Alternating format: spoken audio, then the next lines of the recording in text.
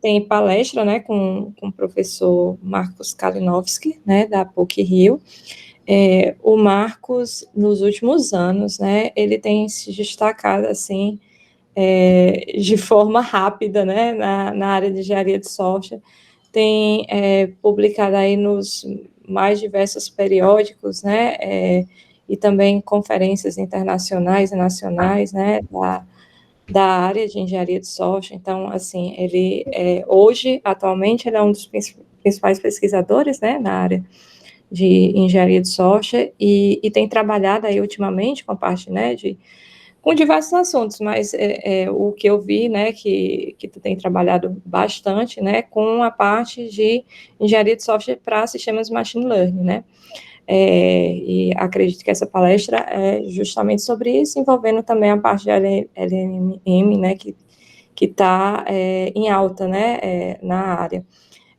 Queria agradecer bastante, né, pela o convite, né, aceitar o convite, e, assim, eu sei que ele tem diversas, né, diversas atividades aí, e mesmo assim arranjou um tempinho aí para a gente, tá? Aproveitem, pessoal, essa mesma palestra, ela foi feita no CIPSE, né, inicialmente, e ela vai ser feita também amanhã no Simpósio Brasileiro de Sistema de Informação, que está acontecendo lá em Juiz de Fora, né? Então, para vocês aí uma oportunidade e tanto. Obrigada, Marcos, e pode iniciar.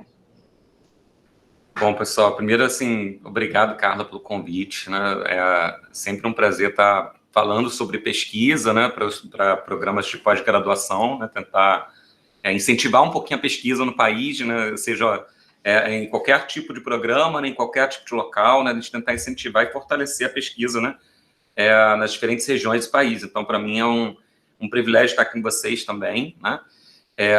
Vocês têm um grupo bastante ativo, né, pessoas bastante ativas também na comunidade, e fico muito feliz de poder falar para vocês. Tem muitos talentos, né, provenientes daí também, que a gente conhece, reconhece a qualidade da formação que vocês dão aí no programa de pós-graduação. Então, é um prazer estar com vocês. Primeiro, assim, queria quebrar um pouquinho o gelo no sentido de quem quiser pode abrir a câmera, quem quiser me perguntar alguma coisa pode perguntar, quem quiser levantar a mão para perguntar no final também pode. Enfim, é um protocolo que é totalmente informal, tá? A gente está aqui para bater um papo sobre pesquisa, sobre desenvolvimento de sistemas baseados em aprendizado de máquina, em modelos LLMs, né, Foundation Models, né, entre outras coisas que a gente vai falar aqui.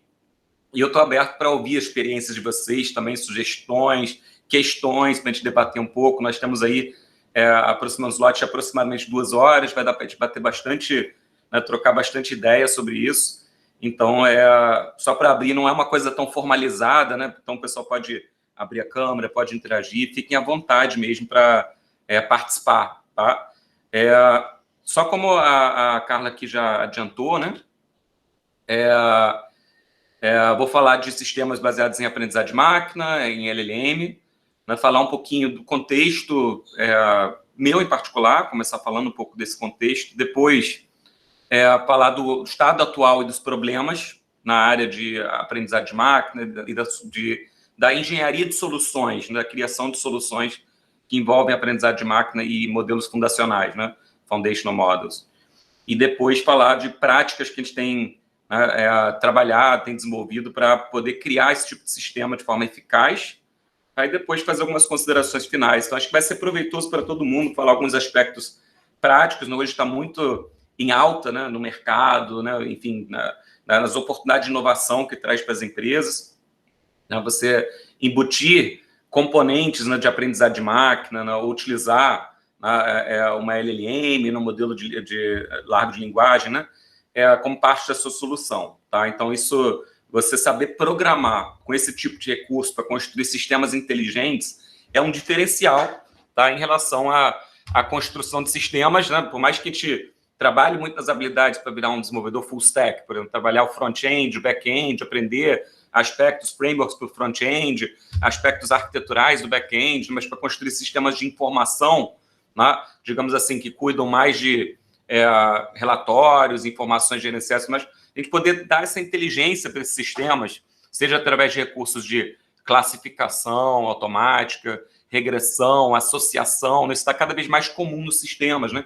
Existe uma expectativa cada vez maior, né, quando se desenvolve um sistema, de que ele vai trazer esse tipo de diferencial, né? Então, quem está habituado e habilitado a trabalhar desenvolvendo sistemas inteligentes acaba se destacando bastante no mercado. A gente costuma até falar que hoje tem o desenvolvedor full stack, né, que programa front e back, né, e tem o full stack, que programa front e back e conhece ciência de dados e sabe fazer coisas inteligentes com os dados, né, além de trabalhar com componentes de inferências inteligentes, entre outros, né? Bom, dado esse contexto, né, acho que, de certa forma, o que eu vou falar aqui, eu acredito que hoje afeta grande parte dos projetos, muitos projetos se envolvem de alguma forma em sistemas inteligentes, né? A gente tem cada vez mais um grande volume de dados disponível, né? A gente tem o recente aumento também do poder computacional, né? E isso tem criado oportunidades diversas. Eu vou citar alguns exemplos desses quando eu for falar do contexto aqui. Então, vou dar primeiro um contexto aqui sobre a minha atuação, meu laboratório, e sistemas inteligentes que a gente tem criado nesse contexto também, tá? Então, aqui estão meus contatos, tá?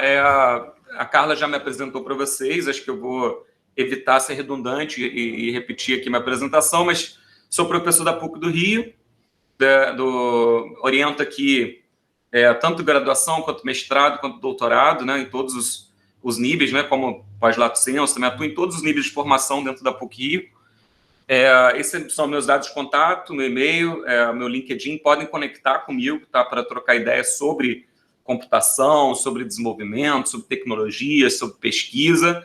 Tá? Aí eu só recomendo o seguinte: se alguém quiser conectar, entra lá no LinkedIn, clica em conectar, não clica só em seguir, não, porque se você for só seguir, você não consegue falar comigo. Se você conectar, normalmente você vê a pessoa da área de TI, ou estuda, ou, né, atua, trabalha na área, eu aceito todo mundo na minha rede, né? Porque é para essa rede que eu normalmente me comunico quando eu compartilho oportunidades ou achados científicos, tal. Eu estou querendo falar com as pessoas dessa área de computação. Se eu vejo que a pessoa da área de computação, normalmente eu adiciono na minha rede, pode colocar um comentário lá, estava na palestra, alguma coisa assim, conecta lá e aí já fica essa conexão estabelecida.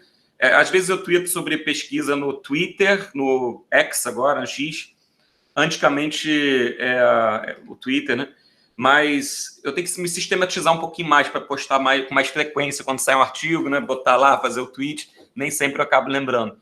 Mas é também uma forma de disseminar a pesquisa, tem muito pesquisador ativo no Twitter, nas redes sociais, né? A gente pode usá-las também para se informar, se atualizar. E tem minha página pessoal, na verdade, a página profissional, né? Que vai ter meus artigos, vai ter as informações da minha atuação. Todos os artigos que eu escrevi tem a versão do autor disponíveis gratuitamente na página, tá? Não está totalmente atualizado, tá? Acho que está até o final do ano passado, tem que dar uma atualizada no que aconteceu no início desse ano, mas a minha ideia é sempre manter todos os artigos versão do autor disponíveis na página para que todo mundo possa ler, né? Talvez não com o acabamento final da editora, né? Que aí eu tenho algumas restrições para disponibilizar, mas a versão do autor, né, da maneira que foi escrita, submetida inicialmente, eu sempre disponibilizo para que as pessoas tenham acesso ao material. No contexto de atuação, acho que a Carla já falou, minha área é engenharia de software, né? Eu trabalho bastante com engenharia de software para sistemas inteligentes e com métodos de pesquisa, engenharia de software experimental, né? Essas são minhas áreas principais, e aplico muitos métodos de pesquisa, engenharia de software experimental também para entender aspectos humanos envolvidos na construção de software, né? Porque software a gente tem processo, tecnologia, mas também tem as pessoas envolvidas, então a gente também olha muito para esse aspecto nas investigações recentes aí. Tá? Bom, no meu contexto, sou professor da PUC, dentro do Departamento de Informática da PUC Rio. Para quem não conhece, ele tem uma tradição bastante longa na área de computação, né, e um histórico aí no contexto nacional. Ele foi o primeiro programa de pós-graduação stricto sensu do Brasil, foi criado em 1967. Né? Então, teve todo aquele desafio, como é que se cria o primeiro programa não existindo nenhum outro, né? Aquelas questões todas, e acabou servindo muito também, formando os primeiros mestres, primeiros doutores, serviu muito como nucleação para poder depois formar programas de pós-graduação em outras regiões. Hoje, muitos programas de pós-graduação, né, têm professores formados também pela PUC-Rio. A gente se orgulha muito disso, né, de ter ajudado um pouquinho também a disseminar, aí, atuar nessa formação para fortalecer a pesquisa nas diferentes regiões do Brasil. Então, a PUC tem historicamente essa contribuição de formação no início ali, de nucleação. Hoje tem muitos centros muito fortes, muito estabelecidos, né? Mas tem essa parte histórica do início bem presente. Desde que a avaliação de programas de pós-graduação tem sido realizada, a PUC-Rio sempre obteve o conceito máximo nas avaliações, né? Então, é um programa que nasceu buscando fazer pesquisa de excelência, e a gente tenta manter isso, né, dentro das nossas possibilidades, manter e sempre evoluir. Dentro do Departamento de Informática da PUC-Rio, eu criei um laboratório em 2019 chamado Exacta, junto com 2 outros professores. A Exacta é um laboratório que junta 3 professores do quadro principal do Departamento de Informática, que são o professor Hélio Lopes, da área de Ciência de Dados e Inteligência Artificial, eu, da área de Engenharia de Software, e a professora Simone Barbosa, da área de Interação Humano-Computador e UX. E a gente criou esse laboratório no contexto de iniciativas de transformação digital, de demandas para transformação digital, inicialmente da Petrobras, né, para poder atender de forma ágil a transformação digital com projetos de pesquisa e desenvolvimento, né, atendendo de forma ágil, explorando a sinergia entre essas 3 áreas, né, porque a gente viu que ciência de dados, inteligência artificial, engenharia de software e UX são 3 áreas muito complementares, né, para poder prover a transformação digital de forma eficaz para as empresas, né, e com projetos de pesquisa, desenvolvimento. Então, a gente, em 2019, criou esse laboratório. Hoje ele já tem uma outra realidade, vou falar disso daqui a pouco, né, faz 4 anos já que a gente criou o laboratório. A gente fica no Rio de Janeiro, né, também a gente teve, inclusive, ex-alunos vindo daí, né, dos programas. Sempre é uma possibilidade também de continuar colaborações, né, com as pessoas que atuaram, né, e atuam na formação, ou podem coatuar na formação de pessoas, no contexto também de uma educação continuada, no sentido de a gente, de repente, receber alunos daí, egressos do programa de mestrado, para um doutorado na PUC do Rio, ou, né, entre outras possibilidades, a gente está aberto sempre a possibilidades a colaborar. A gente sabe da qualidade, né, dos alunos de vocês e da formação boa que é provida aí, né? Então, a gente quer estreitar os laços, a gente quer fortalecer a colaboração também, né? A gente não teve ainda muita oportunidade, né, Carla, para colaborar diretamente, mas a gente tem isso, eu tenho isso como plano, tá? De tentar a gente fazer coisas em conjunto também em algum momento, né? Às vezes o tempo acaba nos limitando um pouco, mas a intenção é a melhor possível. A PUC do Rio, ela fica no bairro da Gávea, que é o próximo do Leblon, que fica mais ou menos aqui, se você pegar daqui para cima, dá para ir andando para a PUC, né? Então, ela fica num local bem privilegiado até no Rio de Janeiro, é bem agradável viver por lá. O pessoal que tem vindo tem gostado muito dessa experiência, então fica esse contexto geográfico nosso aí também, né? Em relação a colaborações internacionais, eu, como falei, colaboro com bastante gente nacionalmente também, né? O risco de botar o nacional na apresentação, que eu vou esquecer de pessoas e aí vai ficar ruim. No internacional é mais fácil de mapear assim, os principais com que eu tenho trabalhado. Então, eu participo de uma rede chamada iCERN, que é de engenharia de software experimental. Ela tem credenciadas instituições, né, ao redor do mundo inteiro, representa a PUC do Rio lá. Na verdade, em 2023, 2024, estou como presidente do programa científico do iCERN, né, por esses 2 anos. Eles fazem encontros anuais, uma vez por ano, para discutir e tentar nortear a pesquisa, principalmente em relação a métodos científicos, a parte que eu falei que eu também tenho uma atuação bem intensa. E a gente tem feito colaborações, parcerias, publicações com o pessoal da TUW de Viena, o grupo do Stefan Biffel. Innsbruck, na verdade, eu esqueci de atualizar, porque o nosso contato de Innsbruck, com que eu trabalhei muito, Michel Felderer, ele agora é diretor de engenharia de software da Agência Espacial Alemã. Então, ele mudou para a Alemanha, para a Universidade de Colônia, e virou diretor do Instituto de Engenharia de Software da Agência Espacial Alemã, mas continua em parceria, ele só não está mais em Innsbruck. E Stuttgart também teve uma mudança, porque o Stefan Wagner, que estava lá, virou professor da TUM. Eu já tinha parceria com a TUM, mas agora se fortaleceu. Stuttgart acabou não tendo mais tanto contato assim. Fraunhofer tem o pessoal do Andreas Elitka, o Dieter Rombach, o pessoal que também está sempre em parceria. Universidade de Bari, na Itália, um lugar belíssimo, eles ficam na região da Puglia, que é uma região privilegiada no contexto do turismo internacional, assim, um lugar fantástico. Tem um grupo muito forte, é a principal universidade dessa região, da Puglia, que é a Universidade de Bari, né? E lá tem um grupo muito forte, a professora Maria Tereza Baldassari, com que eu tenho trabalhado bastante, o Filippo Lanubli, Fábio Calefato, né? Tem várias, a Nicole Novielli, tem muitas pessoas bastante atuantes, vou esquecer de pessoas, mas muitas pessoas bastante atuantes em engenharia de software. Eu visitei eles, fui professor visitante lá em 2001, um contrato, um programa para fortalecer a internacionalização das universidades italianas, né, do governo italiano. Então, eles, no contexto desse programa, trouxeram alguns professores visitantes, incluindo a minha visita vindo do Brasil. Eu fui para lá em 2022 e também, nesse mesmo tipo de contrato, também financiado pelo governo italiano, né, em 2023. Tá? E a gente fez bastante coisa, vocês vão ver daqui a pouco, que a gente fez bastante coisa junto nesse tempo, né? A Universidade de Castilla-La Mancha, na Espanha, onde está o grupo do Mário Piattini, a Marcela Genero, um grupo também muito atuante, tem coorganizado muitos eventos com a Marcela e feito algumas parcerias também com o contexto deles. Lecionei uma disciplina lá para eles no programa de doutorado deles em 2021. Durante a pandemia, né, o pessoal estava tendo disciplinas remotas e startaram um programa a contratar professores de fora da Espanha para lecionar disciplinas. Então, foi o P.A. Runesson deu aula sobre estudos de caso, né, que é o autor do livro desse assunto. Eles trouxeram pessoas de vários locais, e do Brasil eu fui também para falar sobre métodos de pesquisa survey, né, pesquisas de survey, principalmente com análises qualitativas envolvidas no processo. Tem uma disciplina lá sobre esse assunto de Survey Research Methods. E o grupo do SUR, que acho que é talvez o meu principal grupo de colaboração, porque onde reside o que eu considero meu irmão acadêmico, praticamente, pelo trabalho em conjunto que a gente tem feito ao longo do tempo, desde quando a gente saiu dos nossos respectivos cursos de doutorado, né, em áreas parecidas. A gente está sempre trabalhando junto e sempre em coisas próximas.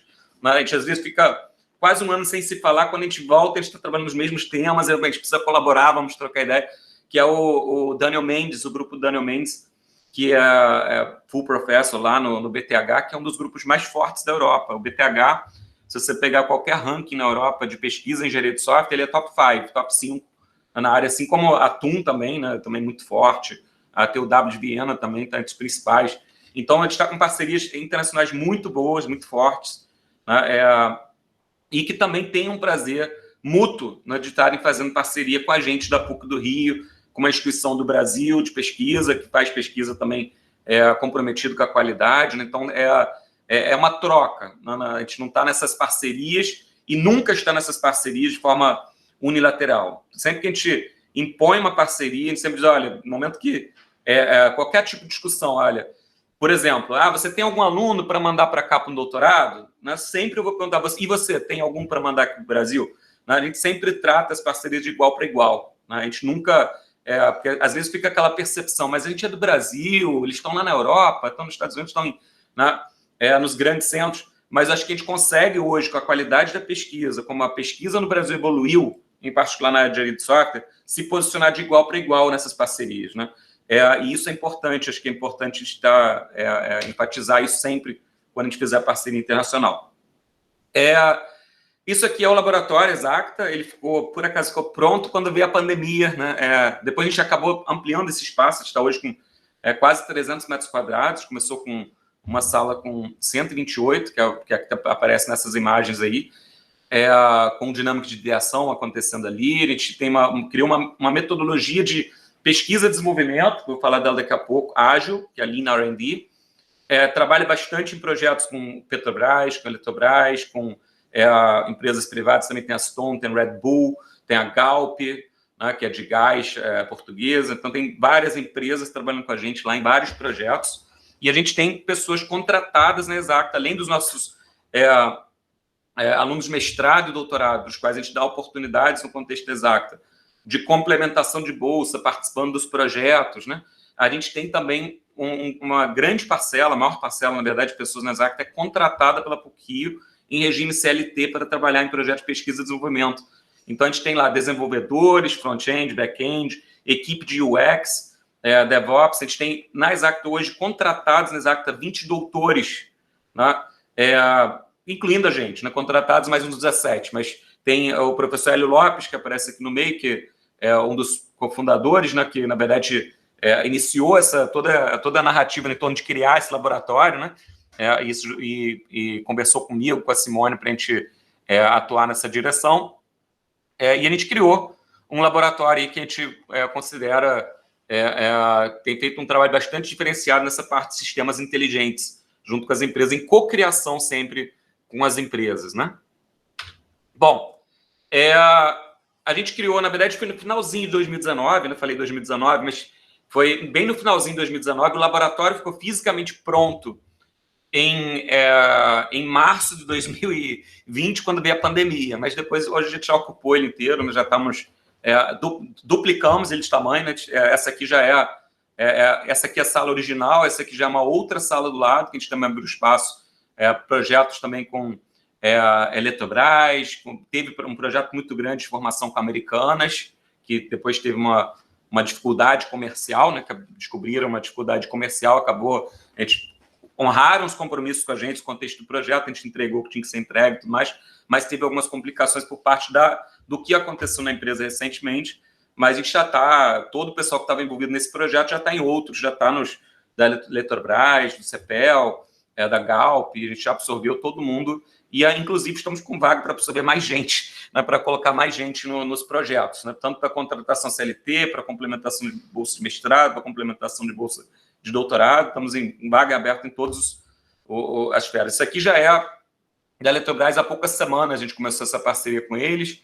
Aqui são tudo imagens de atividades acontecendo aqui junto com o pessoal da Petrobras também. A Exacta, o site também está um pouquinho desatualizado, né? A gente já está trabalhando na atualização dele.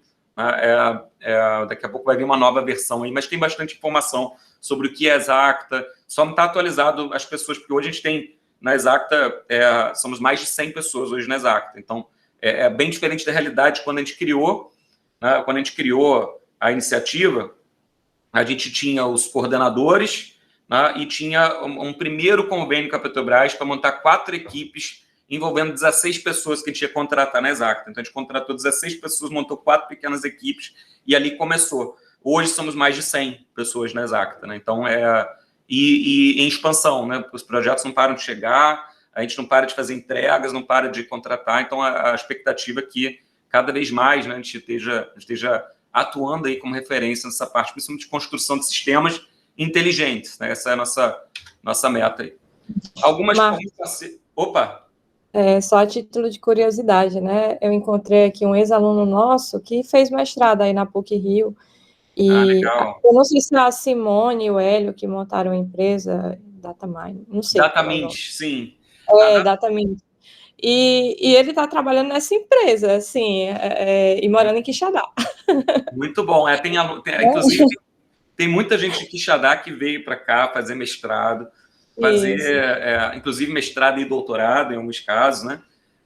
E pessoas muito competentes, muito bem formadas, né? A gente tem uma referência muito boa. Assim, quando a gente fala, a referência que a gente tem de vocês é a melhor possível, né? Mandaram excelentes alunos para a gente, pessoas dedicadas, comprometidas, que fizeram bons trabalhos, né? Então, essa parceria a gente quer cada vez mais fortalecer, entendeu?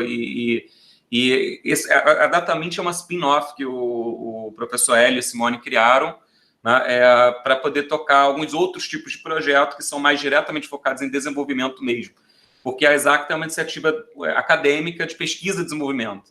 Nem todos os projetos são dessa natureza, então aí tem essa outra... Eu não estou envolvido diretamente na Datamind, eu foco mesmo nas atividades no contexto da PUC, mas dá também oportunidades interessantes, né? Tem tanto pessoas que terminaram mestrado e doutorado, estão trabalhando com a gente contratados na Exacta, como tem na Datamind, como tem em outras empresas, né? Como muita gente saiu da Exacta e foi para Microsoft Research, foi para Google, foi para as grandes empresas aí trabalhando, então, como Senior Data Scientist, porque a experiência que se adquire ali, participando dos projetos de formação e inovação tecnológica, né? Ela acaba deixando a pessoa muito pronta para o mercado. Então, quem passou pela Exacta, normalmente não tem dificuldade de de se posicionar no mercado, né? Desconheço alguém que tenha participado desse tipo de projeto, né, e depois tenha dizer, não consigo emprego. Tá? Então, obrigado, é legal você trazer esse contexto, né? A gente tem um carinho muito grande por essa parceria, né? Eu acho que o professor Hélio certamente ia reforçar isso aqui, se ele estivesse participando dessa apresentação aqui. O professor Hélio é um pouco mais focado na área de ciência de dados e inteligência artificial, né? Enquanto eu vou pela parte de engenharia de software. A gente tem feito bastante coisa em conjunto até nessa interseção. A gente tem vários parceiros. É bom incentivar os meninos, em relação, principalmente porque muitos agora, né, estão fazendo mestrado, para um futuro doutorado, né? Então, é uma possibilidade, até porque o doutorado você ganha uma bolsa maior e tem possibilidade de trabalhar também nos projetos, né, da PUC. Isso. Então, são assim, candidaturas de vocês são super bem-vindas, né?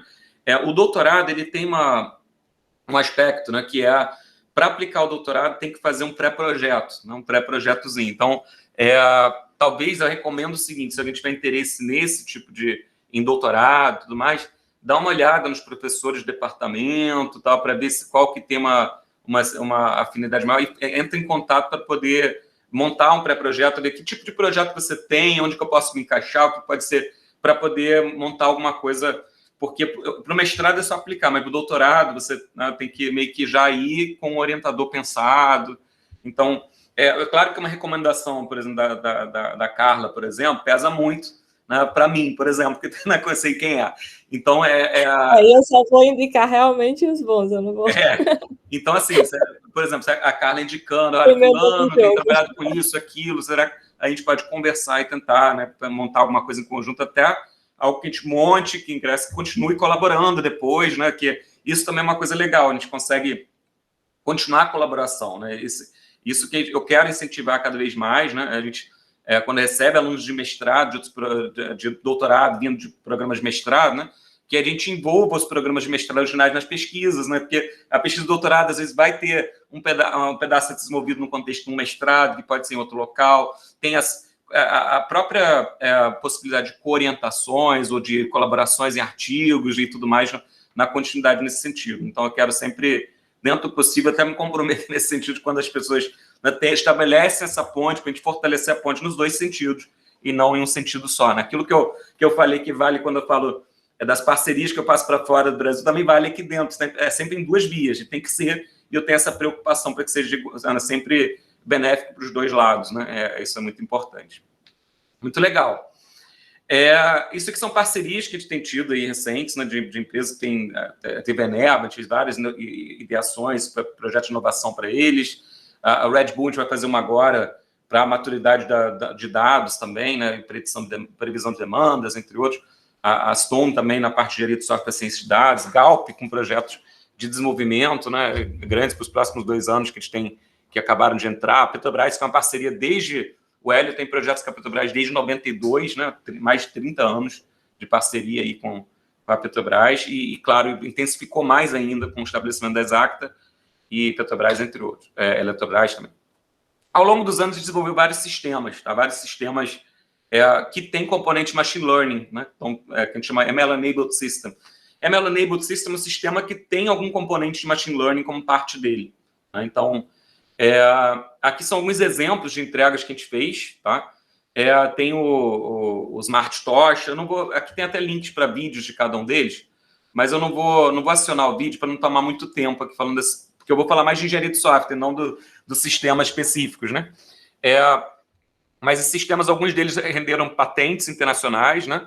O Inspetor Digital tem uma patente internacional, o Smart Tocha teve uma patente internacional, o Smart Tocha saiu em todos os jornais na época, ele é uma solução de visão computacional que monitora a imagem da tocha, né, das refinarias, para otimizar a queima de combustível ali na tocha, fazendo injeção de vapores e otimizando as operações da refinaria, né, para poder gerar tanta economia de energia como benefícios para o meio ambiente, né? Então, esse saiu em todos porque gerou uma economia muito grande de energia e um retorno muito grande para a Petrobras também. Então, são exemplos mas a gente entregou dezenas mesmo de sistemas, são alguns para os quais a gente produziu um vídeo até por demanda A Petrobras pediu para a gente fazer vídeos depois sobre o que o sistema trazia de benefícios, então a gente fez um conjunto de vídeos, mas a gente entregou muito mais soluções também que não tem vídeos, que são para outras empresas, entre outros.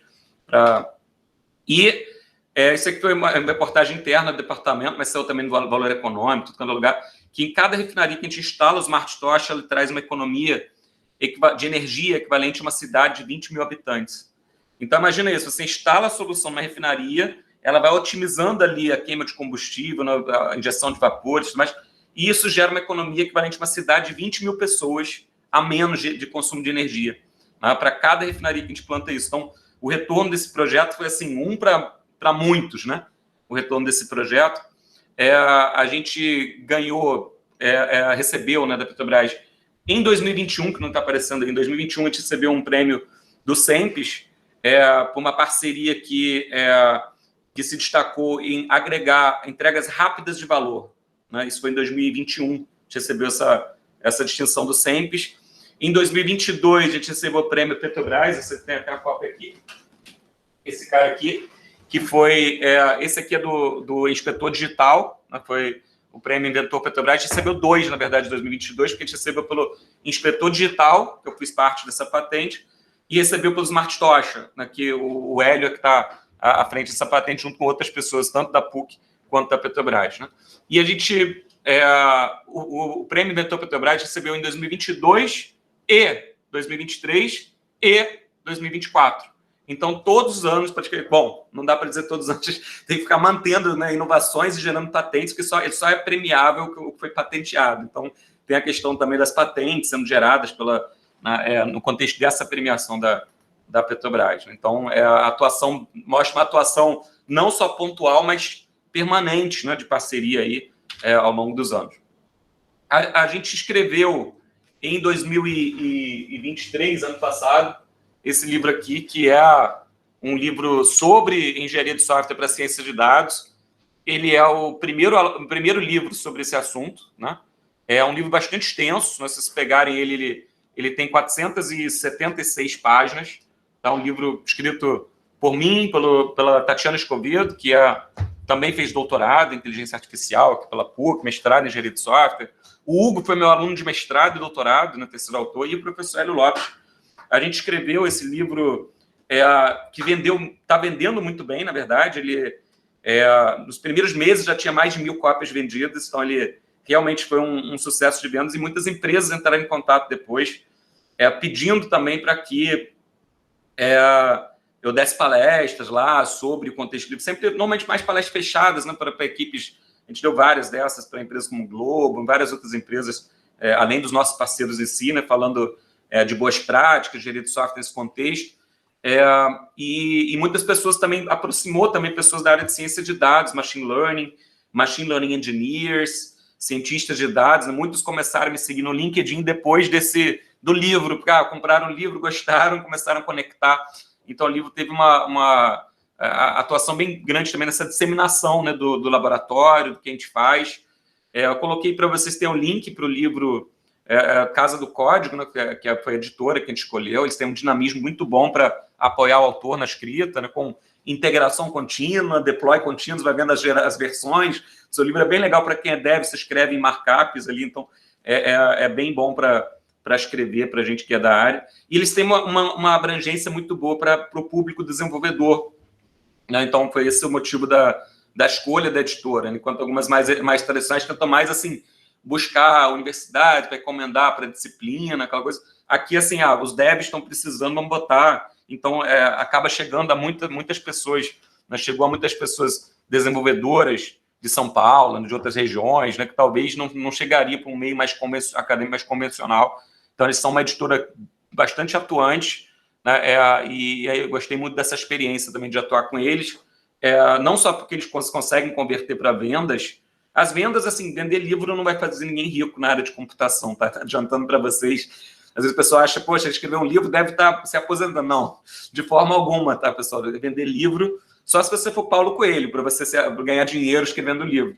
A gente escreve mais para poder disseminar conhecimento, né? Até porque as nossas vendas de livros são na ordem de grandeza de milhares, né? A gente nunca vai vender milhões de livros na sub-área de desenvolvimento de engenharia de software para a ciência de dados, né? Nos nichos que a gente atua, né? Mas é uma forma de disseminar conhecimento, estabeleceu muitas pontes, né? Foi o primeiro livro nessa área, agora está saindo um outro lá pela Universidade Carnegie Mellon, né, do Christian Kastner, mas vai ser o segundo, porque o nosso é o primeiro. Ele sabe que o nosso foi o primeiro livro. Quando fui lá no ICS, na Conferência Internacional de Engenharia de Software, no evento lá específico, o CAIM, que é específico em Engenharia de Software e Ciência de Dados, o pessoal sabe que a gente escreveu esse livro, eles sabem, né, dessa inserção no mercado e que o mercado brasileiro está forte nessa área, né? E isso é bem legal também. Bom, algumas particularidades aqui de sistemas de machine learning, né? Os sistemas de machine learning são orientados a dados, né? Então, isso dá alguma característica diferente a eles, né? Porque eles normalmente aprendem comportamento a partir dos dados e não a partir de código pré-programado, né? Então, ao invés de você escrever o que o programa vai fazer, você escreve um algoritmo mais genérico, olha, aprenda a partir desses dados, né? Isso muda um pouquinho a maneira de a gente pensar na construção desses sistemas. Eles são muito orientados a dados, os dados guiam o aprendizado da máquina e substituem código parcialmente em sistemas de aprendizado de máquina. O código você vai acabar utilizando muito bibliotecas prontas que implementam algoritmos de aprendizado genéricos, prontos, né, parametrizáveis, claro, ajustáveis, né, com os hiperparâmetros e tudo mais, mas você vai utilizar soluções mais prontas no seu programa para poder, a partir dos dados, aprender. Tem todo um trabalho na parte de dados que se torna muito importante. A qualidade dos dados ganha uma importância muito, muito grande. Sempre que aparecem umas figuras bonitinhas assim, mais sofisticadas, eu gerei no chat GPT, tá? Eu botei lá, mas eu botava o slide e esse conteúdo aqui gera uma imagem para isso para mim. Ele gera a imagem, bota ali do lado. E normalmente funciona direitinho, assim, é bem legal essa estratégia, eu gostei. Até fiz uma apresentação há pouco tempo numa escola de engenharia de software empírica, em que eu basicamente só peguei as imagens, eu peguei o slide que estava escrito, gera uma imagem para mim. Ele gerava imagem, botava a imagem no meio e falava, vou falar o que estava escrito. Né? Em alguns casos funciona. Então, você pode aprender coisa errada, mesmo que seu algoritmo esteja certo. Né? Isso traz uma nova preocupação com a especificação, o controle da qualidade, né? Entre outros aspectos da engenharia de software. Né?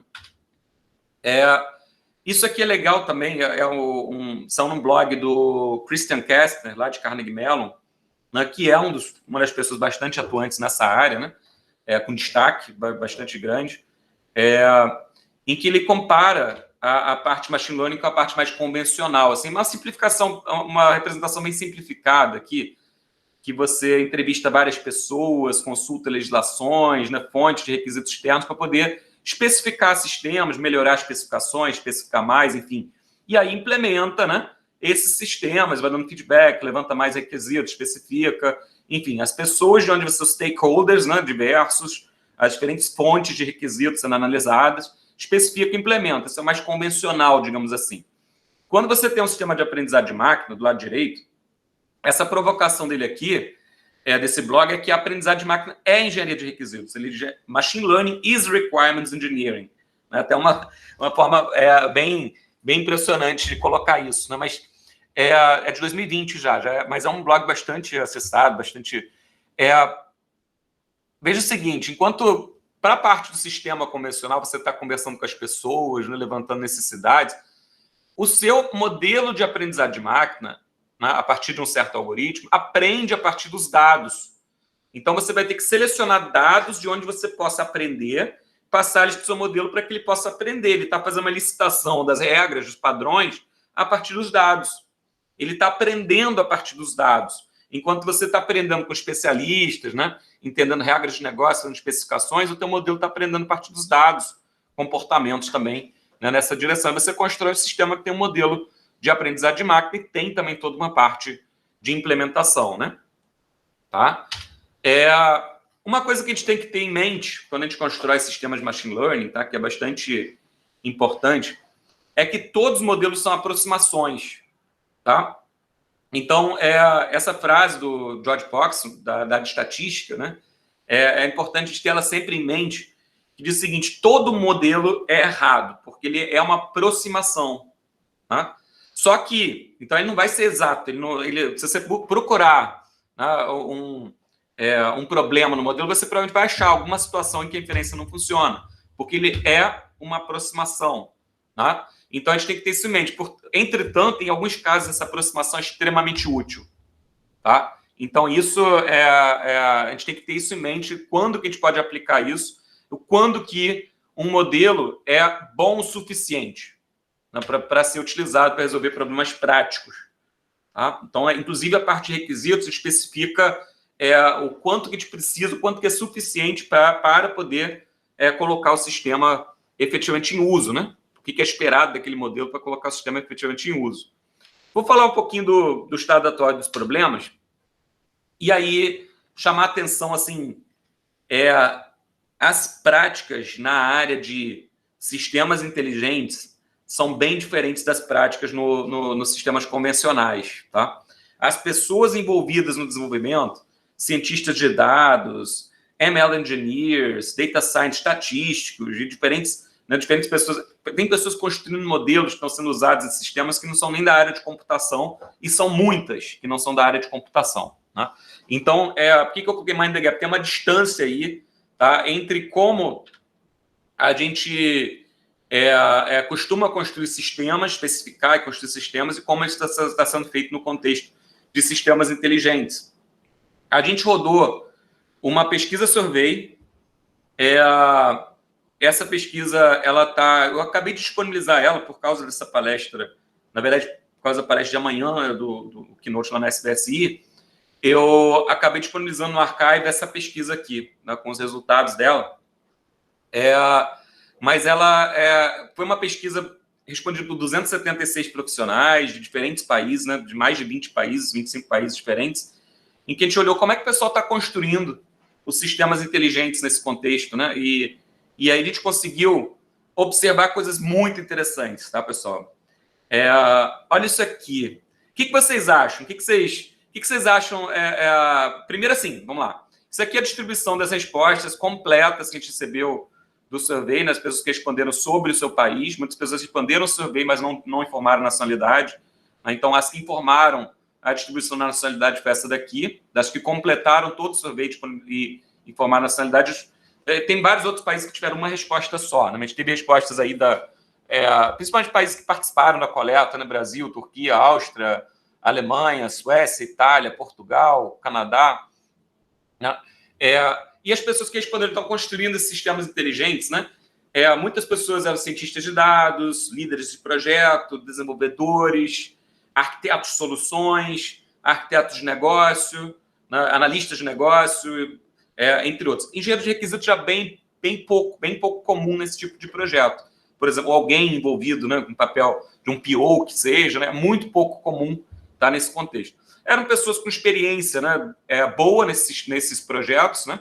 Tá? Todo mundo tinha que ter pelo menos a experiência mínima para poder entrar na pesquisa. A gente filtrou quem não tinha experiência participando de projetos e experiência em anos na área de desenvolvimento do sistema de machine learning. A gente cortou da pesquisa, né, para ficar só com os dados de maior qualidade. E aí, olha que interessante. O que eles consideram mais difícil, tá, para construir sistemas de machine learning, sistemas que envolvem machine learning? Complexidade. O que essa figura diz para vocês? Alguém enxerga alguma coisa aí? Vamos lá. Extremamente relevante é o azul escuro. Tá? E aqui a gente tem as fases típicas do ciclo de vida de aprendizado de máquina, né? Problem understanding, entender o problema. Olha o tamanho da barra azul escura. O que isso diz para vocês? O que vocês acham? Como é que a gente normalmente trabalha o entendimento do problema? Que disciplina que a gente tem na engenharia de software para trabalhar isso? Alguém arriscaria aí? Análise de requisitos. Análise de requisitos, né? Na Yara colocou aí para a gente análise de requisitos, engenharia de requisitos, né, tal. E vamos olhar como é que esse negócio está sendo feito lá, né? Eles acham um problemão, entender o problema. É um problemão mesmo para sistemas convencionais, entender o que tem que ser construído. É uma das partes mais difíceis da construção do sistema, né? Mas nessa área se destacou muito essa parte do problem understanding, além de outras dificuldades de coleta e pré-processamento de dados, né? Tá? A parte de dados tendo uma importância muito grande e de requisitos tendo uma importância muito grande nesse contexto. Isso aí, Nayara, exatamente. Tá? E aí, aqui a complexidade também percebida, aqui que é mais complexo, também entendimento, é mais relevante, aqui, perdão, que está falando da relevância.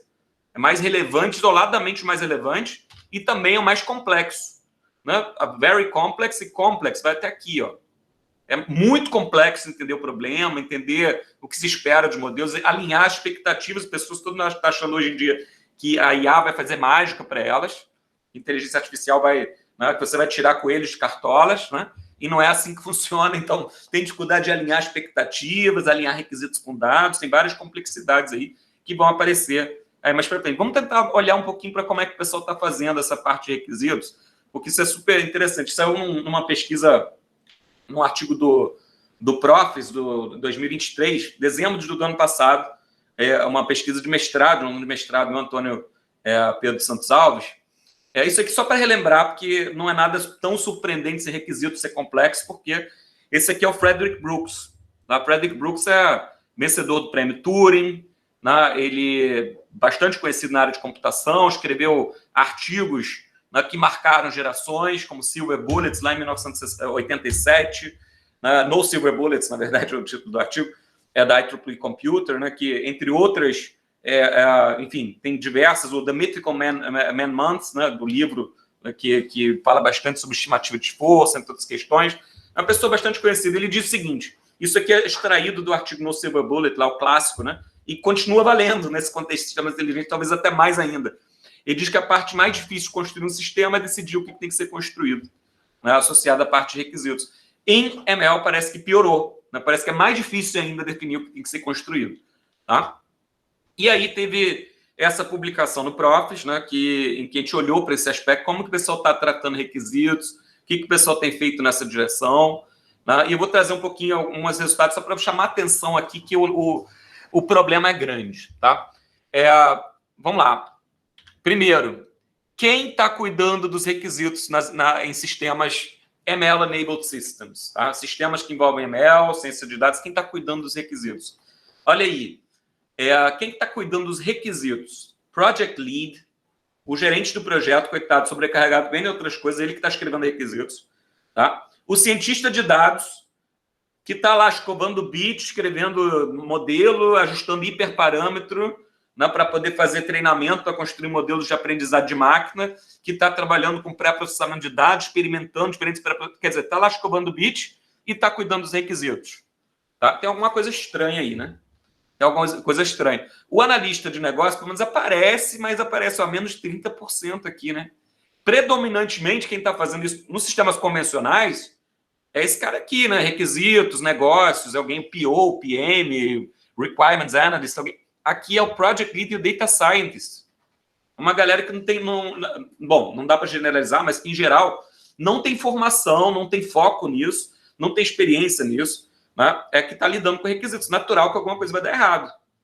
Né? Então, tudo bem, Carla? Bem-vinda aí. Legal, que legal. Vi agora no comentário. Estou acompanhando de relance aqui, as coisas estão rolando nos comentários. Então, poxa, se quem está cuidando de requisitos é o Project Lead, né, é o gerente de projetos, é o cientista de dados, muitas vezes formação nem da área de computação. Né? Vocês acham que esse cara tem preparo adequado em técnicas de licitação de requisitos, especificação de requisitos, características de qualidade de produtos de software, né, entre outros, além de entender as nuances da ciência de dados, data literacy necessário, né? Tá? Então, é um problema. A gente anota aí, ó, parece que tem um papel meio faltando aí, ou que não estão percebendo tanto que precisa de engenharia de software nessa área, que não dá para você ficar escovando bit. Isso a gente fazia em software convencional na década de 50. Né? Tem o artigo lá do 50-60, né? O artigo do Barry Boehm, que infelizmente também nos deixou recentemente, que nem o Frederick Brooks, em que ele... X 2016, eu acho. Não, minto, acho que foi 2006, hein? Acho que estou pulando décadas aí. Mas ele fez um apanhado da engenharia de software ao longo das décadas, o Barry Boehm. E ele chama a década de 50, 60 de Cowboy Programming. Cowboy Programming é assim, vamos criando código, depois a gente arruma esse código aí, porque software é soft. Software é soft, a gente vai de um jeito, daqui a pouco a gente pode arrumar um pouquinho. Tá? Depois a gente descobriu na área de engenharia de software duras penas, né? A crise de software, todas aquelas discussões que não é bem tão soft assim, que a gente tem que pensar direitinho no que vai fazer, porque retrabalho vai ser grande, tem pessoas envolvidas, esforço, recursos financeiros, tal. A mesma coisa começa a aparecer aqui, né? A pessoa está escovando o bit lá nos modelos, está achando que escreve requisito ali. E vamos ver onde que eles estão escrevendo requisito. Olha aqui. Onde o pessoal documenta os requisitos. Essa barrinha amarela aqui é o intervalo de confiança das respostas, tá? Então, dá para dizer mais ou menos com alguma certeza que né, para essa população, esse pessoal aqui está nessa faixa, até aqui. Ficou até pequenininha, a gente fez um bootstrap com 1000 resamples para poder calcular os intervalos de confiança. Mas o notebooks, o pessoal está escrevendo requisito dentro de um ambiente que é para programação literária interativa, onde você programa, coloca uma célula, coloca uma outra célula. Vocês conhecem notebooks, pessoal? Conhecem aí? Sim, né? A galera conhece notebooks. Aí estão dizendo, os requisitos a gente documenta ali no meio, entendeu? Vou fazer os hiperparâmetros do modelo, vou escrever aqui antes. Pô, era bom o modelo ter uma acurácia de 70%, agora eu vou tentar chegar lá. Ali na hora. Tá? Então, você acha que você discute um notebook cheio de código, cheio de coisas, com seus stakeholders, vai ter uma validação boa disso com os diferentes interessados para poder chegar ao que você efetivamente precisa para o seu sistema, né? Mostra formas rudimentares. É que nem você dizer, estou escrevendo meus requisitos no comentário do código lá, escrevo meu código em Java, em Python, no que for, boto lá os meus comentários, lá o jogo da velha lá no Python, né? Escrevo lá meus requisitos ali mesmo e pronto, está tudo bem. Né? Então, é natural que alguma coisa vai dar errado. Né? Então, a gente olhou para, entre outros aspectos, né? Isso, né? Claro que vai dar errado, né? Claro que vocês vão ter dificuldade com o entendimento do problema, é claro que vão bater cabeça com os requisitos, trabalhando dessa forma, né? O que a gente precisa é trazer, né, um pouco da engenharia de software para essa galera, né? Para esse pessoal, para ML-Enabled Systems, que tem cientistas de dados trabalhando, tem pessoas trabalhando no desenvolvimento da parte mais, digamos assim, convencional do software, tem engenheiros de software, machine learning engineers, pessoas trabalhando no front, no back, no banco, todos aqueles papéis, e tem também o cientista de dados que está trabalhando com requisitos dessa forma, a gente precisa integrar ele nesse contexto, né? Alfabetizar ele em engenharia de software. O pessoal fala muito em data literacy, né?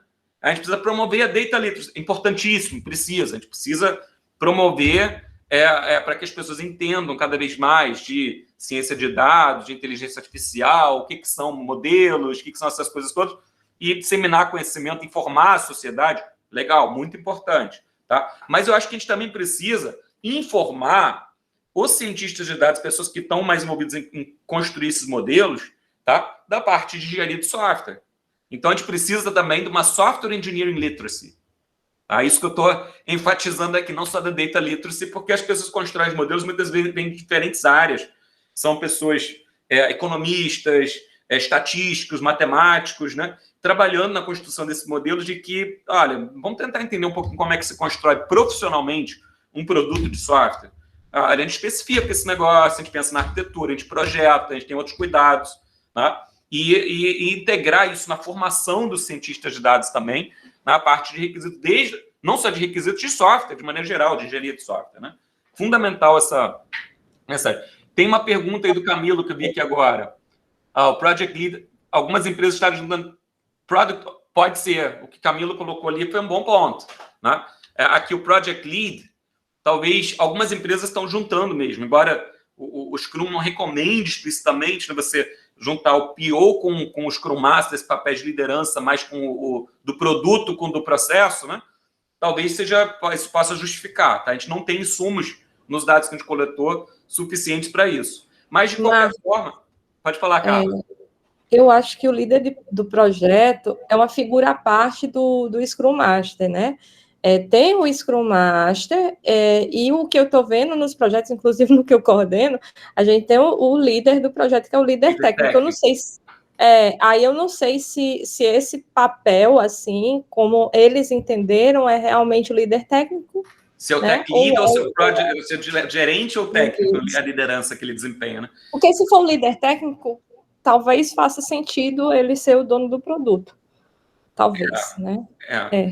Então, assim, de qualquer forma, eles ainda assim, o líder técnico, normalmente, ele tem uma perspectiva muito técnica, né, assim, de da implementação, da arquitetura, mais focado no como resolver do que no o que precisa ser resolvido, assim, do que estudar a área de negócio e tal. Então, seria interessante ainda promover, né, mais essa imersão no negócio, que é o papel que no Scrum mais convencional o PO faz, né? Essa ideia, faz a imersão na área de estuda aquele domínio, entende, tenta direcionar, organizar backlog, priorizar os itens, detalhar, né, para desenvolvimento, né? De qualquer forma, parece que essa separação, esse papel não está tão claro. Pelo menos assim, o segundo item que mostra, olha, tem muitos cientistas de dados documentando direto também. Tem um problema aí, né? Não são os papéis da maneira que a gente está acostumado a ver, né, na engenharia de software convencional. Tá? Inclusive, eu não sei se o pessoal já estudou esses papéis, mas mudou um pouco a configuração dos papéis na indústria de software, que e foi aqui nos últimos anos, assim, era algo que eu desconhecia, que eu só estou conhecendo, assim, porque, enfim, estou no projeto e muita gente, né, diz que, na minha empresa é assim que funciona. Isso é verdade. Tem até uns artigos interessantes. Tem, por exemplo, o papel, a área de engenharia de requisitos tem uma importância enorme, né? O papel engenheiro de requisitos, ele não existe muito, não. Né? Inclusive, tem artigos sobre isso, né? Tem um artigo, eu só não lembro agora onde que está publicado, acho que foi no RefSQ, que é um evento focado em requisitos, né? E o papel do engenheiro de requisitos, ele existe da maneira assim, engenheiro de requisitos não está sendo praticado dessa forma, né? No contexto dos ágeis, está se trabalhando muito com a ideia de ter um PO, um PM, né? Outros papéis focados na parte de negócio. E um cuidado que a gente tem que ter a gente que é de engenharia de software, promover que essas pessoas que estão nesses papéis tenham a formação de requisitos necessários para fazer uma boa especificação. Né? Porque a pessoa de requisitos é a pessoa lá de UX, né? Da parte de HC, que o pessoal está, assim, tudo é prototipado agora. Assim, é o que eu estou vendo, sabe? Mas eu não vi nenhum artigo delineando esses papéis, não. Eu estou vendo isso na indústria. Tem que ter cuidado com isso um pouco, porque...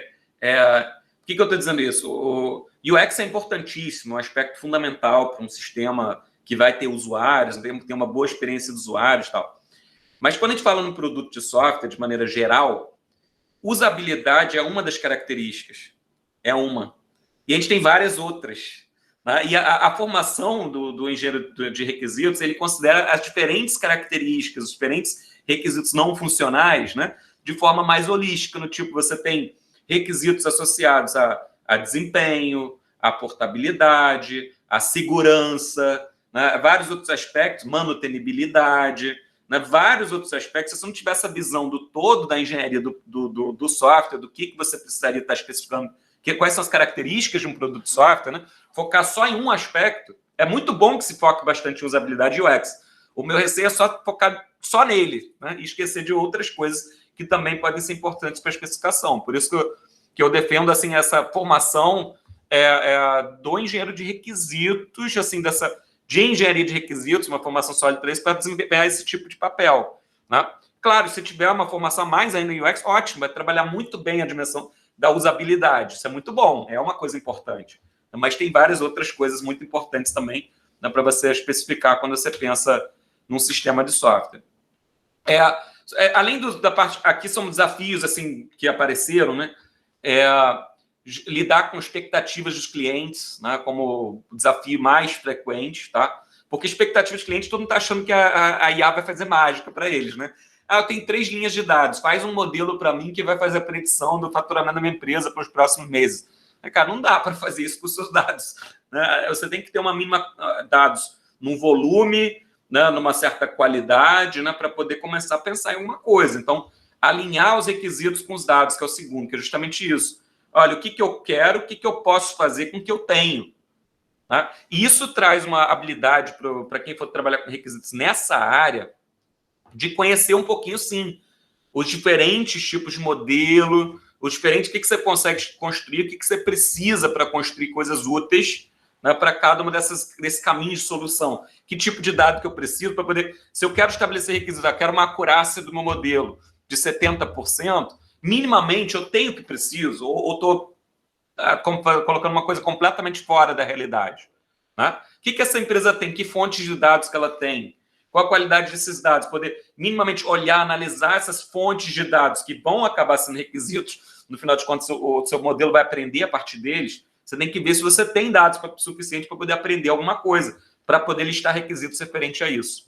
Né? Então, isso traz para esse tipo de sistemas, a pessoa que for trabalhar em requisitos vai ter que ter a tal da data literacy, vai ter que entender que tipo de modelos são construídos, o que você precisa para cada um, o que pode ser feito, que não, né, minimamente para poder não criar requisitos que são assim desejos, uma lista de vontades, né? Tem que ser uma coisa mais alinhada com o que você tem, com o que realmente pode ser feito. Isso é um desafio muito grande. Tá? Porque uma coisa é você licitar tudo que a pessoa gostaria de ter. Não é legal, mas tem que alinhar minimamente com a realidade, senão você vai frustrar a expectativa dele. Está muito relacionado os primeiros dois, né?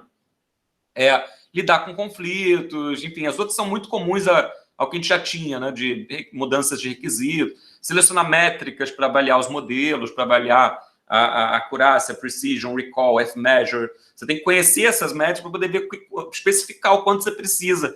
Né? No modelo de classificação, você está falando em precisão do modelo, em recall, em F-measure.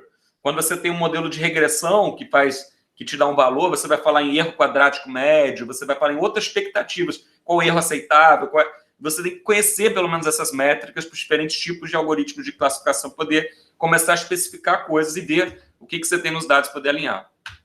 Eu já vi que eu vou, como eu sempre faço, vou estourar o tempo, mas eu vou tentar acelerar um pouquinho, dar uma visão um pouquinho mais superficial, às vezes, sobre alguns pontos, porque eu tenho bastante slide, bastante material, mas aqui, e ainda recortei que eu tenho um curso sobre engenharia de software para ciência de dados, que eu dou aqui no programa de pós-graduação, né, que tem uns 700 slides de material. Eu fui recortando, botando algumas coisas aqui que eu achava interessante para comunicar. Mas não se assuste, não vai ter 700 aqui não, tá? Mas é só para...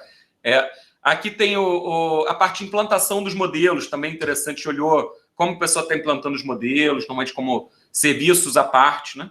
Endpoint na nuvem, separado, né? Sendo acessado via API, né? Tal. Embarcando o modelo no back-end da solução, embedded, Platform as a Service Solutions, né? Quando você fala num SageMaker, no Azure Machine Learning, o Google Vertex AI, eles têm uma plataforma de soluções que você consegue implantar e te apoia em alguns aspectos associados a MLOps também.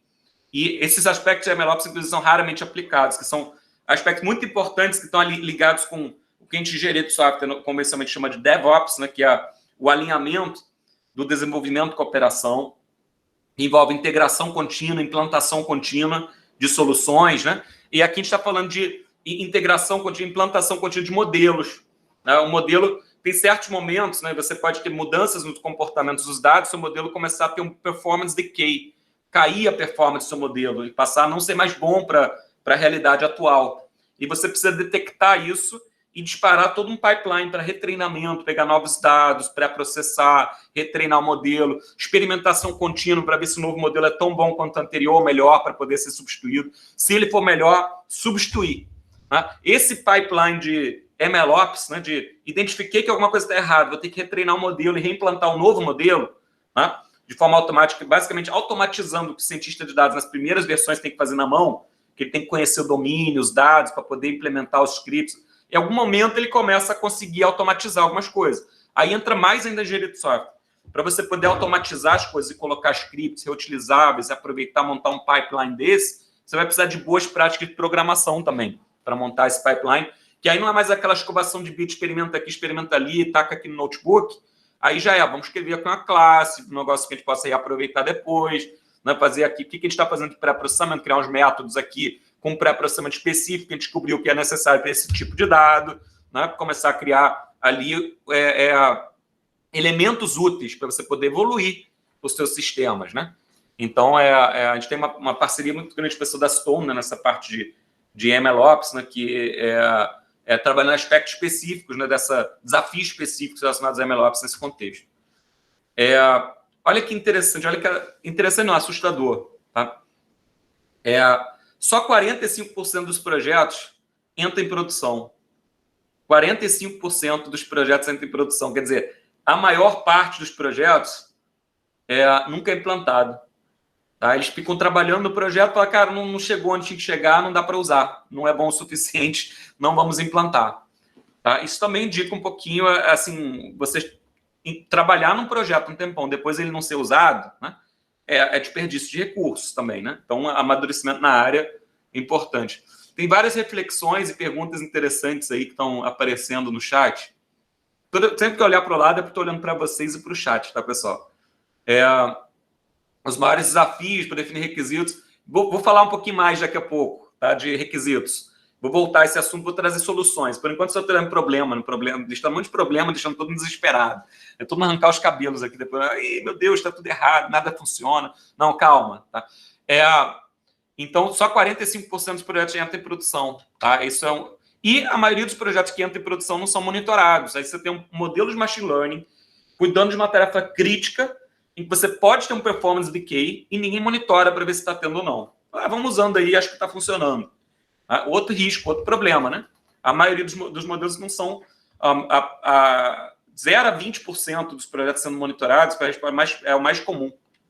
Tá? Então, é o cenário do caos completo. Né? Também mandei gerar via ChatGPT essa figura aí. Eu falei, gera uma figura em que a IA está dando tudo errado, faltou qualidade dos sistemas. Aí você vê, olha que interessante a figura que ele gerou aqui, ó. Tem drone entregando pacote no lugar errado, no meio da rua aqui. Tem carro autônomo saindo de direção. Tem robô caindo no meio ficando pelo meio. Inclusive tem uns robôs desses de entrega, né? Que ficam num buraco e fica lá para sempre, aquelas coisas todas. Vários cenários desses já em cidades estão implantando esse tipo de coisa. Mas, enfim, a qualidade de sistemas tem que ser painéis aqui com problemas, entre outras coisas, sinais, sistema de trânsito parado. Quer dizer, pode ter vários problemas, né? Enfim, isso aqui foi ele que gerou. Eu gosto da criatividade que ele envolve quando você manda ele gerar coisas assim nessa linha. Você pode mandar ele dar uma exagerada, né? Você fala assim, bota um pouquinho mais caótico, né? Piora um pouco o cenário, ele vai botando mais, né, gerando figuras. Vou falar da IA generativa ainda também. Então, a gente precisa adaptar e disseminar práticas de engenharia de software, tá? Para permitir uma IA melhor, tá? Uma engenharia de soluções de inteligência artificial, de produto de qualidade. Né? A gente não pode deixar a galera que está pesquisando o algoritmo, aquela coisa, descobrir um novo hiperparâmetro aqui, eu vou conseguir melhor definindo requisitos para sistemas, para nossa sociedade e tal, porque o único que sabe programar esse negócio é ele. Então, ele vai escrever os requisitos. Não dá para ser assim. Né? A gente tem que ter uma abordagem madura para a engenharia de soluções de IA. Né? Então, essa que é a mensagem. Aí entra no terceiro tópico dessa apresentação, que o que a gente pode fazer para construir sistemas de machine learning, LLMs, né? Agora tudo é LLM, Foundation Model, né? Tudo quanto tem um evento científico, vai ter um workshop sobre Foundation Models dentro do evento. Né? Então, o que a gente precisa fazer para construir sistemas com qualidade nesse contexto? Tá? Falar um pouquinho sobre pesquisa e alguns tópicos, né? Eu pensei aqui alguns tópicos, abordagens, requisitos, arquitetura, projeto, e vou falar de algumas pesquisas em andamento aqui sobre essas coisas. Abordagens. Tá? Essa aqui é a abordagem Lean R&D. Tá? Lean R&D é a abordagem que a gente usa na Exacta, a abordagem que a gente criou quando a gente criou o laboratório Exacta. A gente falou, a gente precisa de uma abordagem para fazer P&D ágil para o qual a gente está sendo demandado. A gente criou a abordagem chamada Lean R&D. Tá? A gente, claro, foi ajustando uma outra prática interna, mas o arcabouço geral da abordagem que a gente utiliza, né, em vários projetos, as empresas estão trabalhando nessa abordagem com a gente, está funcionando bem. Né?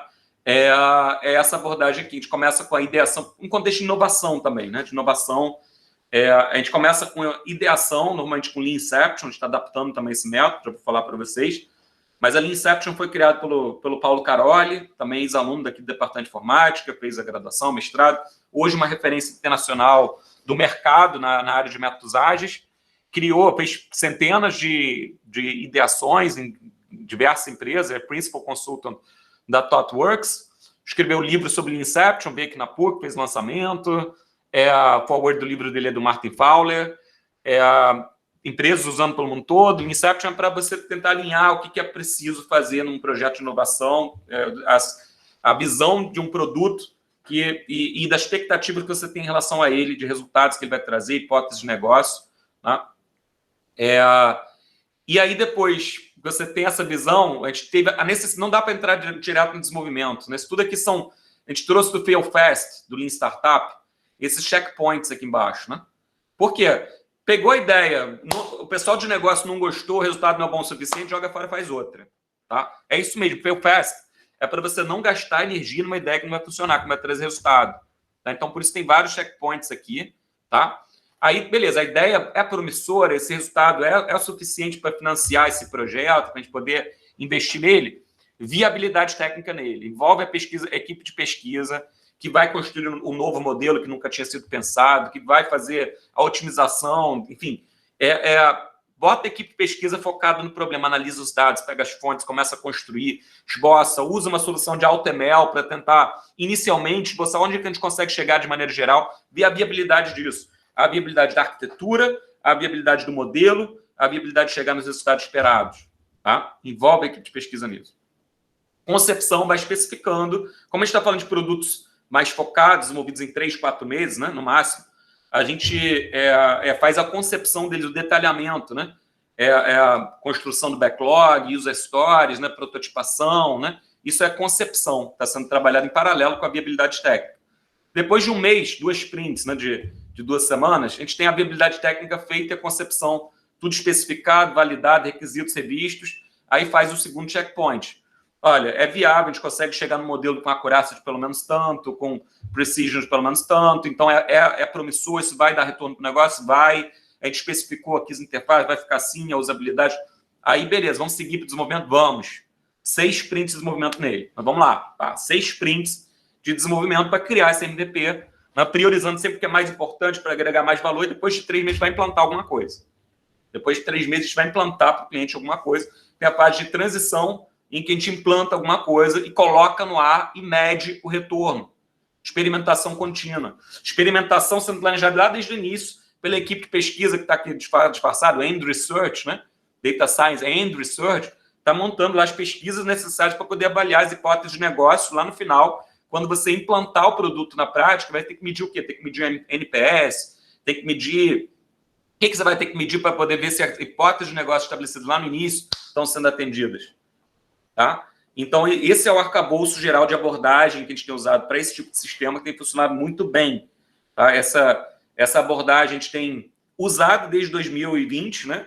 Eu tenho que parar para escrever um pouco mais sobre ela. A gente tem alguma experiência, alguns artigos isolados sobre experiência de aplicação, Lean R&D, mas já está na hora de fazer um artigo um pouquinho mais robusto aí sobre essa abordagem. Na verdade, lançou na época, a gente começou a usar, falou, vamos botar uma publicação disso, que a gente está usando dessa forma, está funcionando. A gente pegou os primeiros estudos de caso, publicou no Profis 2020, já com entregas de MVPs, os primeiros MVPs entregues para a Petrobras, seguindo essa abordagem, né, nesse sentido. Mas de lá para cá, a gente tem usado, inclusive, em projetos de formação e inovação tecnológica, também em outros contextos, né? Estamos produzindo outros materiais aí sobre o uso, a avaliação dessa abordagem, que eu acho que é legal, uma abordagem made in Brazil, né, de uma abordagem para pesquisa e desenvolvimento enxuta, assim como a gente tem um Lean Startup, tem, enfim, as diferentes abordagens aí, né? Lean para desenvolvimento de software mais convencional, a gente tem um Lean R&D para pesquisa e desenvolvimento, uma abordagem que funciona, made in Brazil, né, para a gente poder disseminar. Já tem pessoas usando fora, inclusive, né, o pessoal do BTH, o pessoal de Bari, né, já está utilizando lá no CERN Practice, também está utilizando uma abordagem inspirada em Lean R&D, né, entre outras coisas. Aí o primeiro passo, olha só que interessante.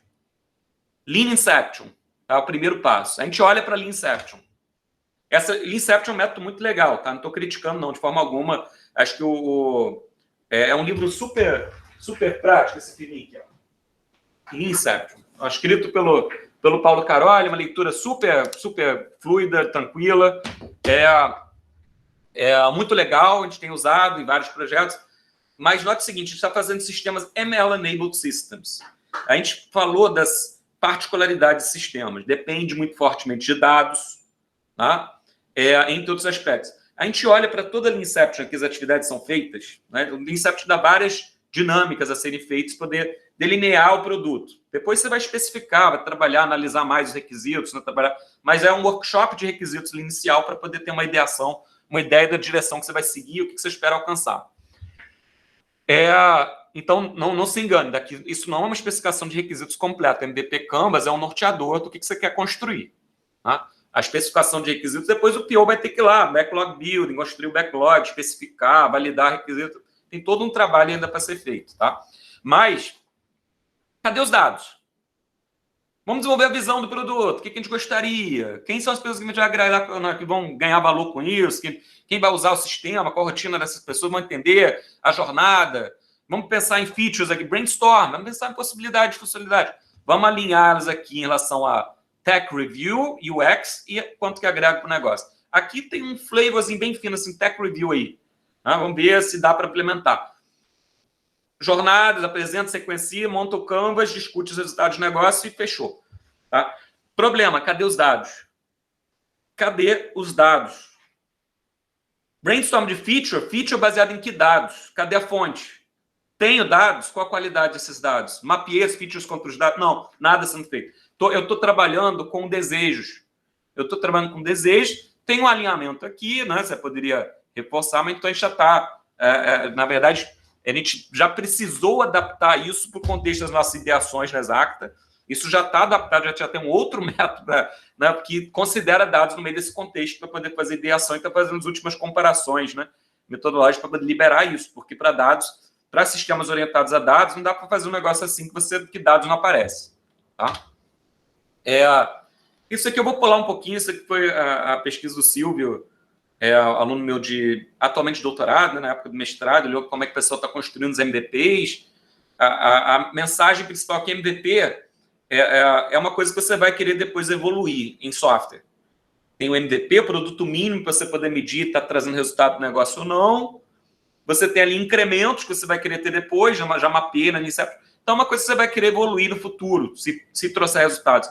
Então, por favor, MVP mínimo em escopo, mas não em qualidade. Qualidade tem que ser boa. Você tem que focar na manutenibilidade disso, construir isso bem, seguindo princípios sólidos de engenharia para construir algo pequeno para validar as hipóteses de negócio, uma experimentação bem feita e um pequeno produto bem feito. Tá? Essa que é a ideia, né, da mensagem aí, a principal dessa abordagens também. Olha que legal isso aí.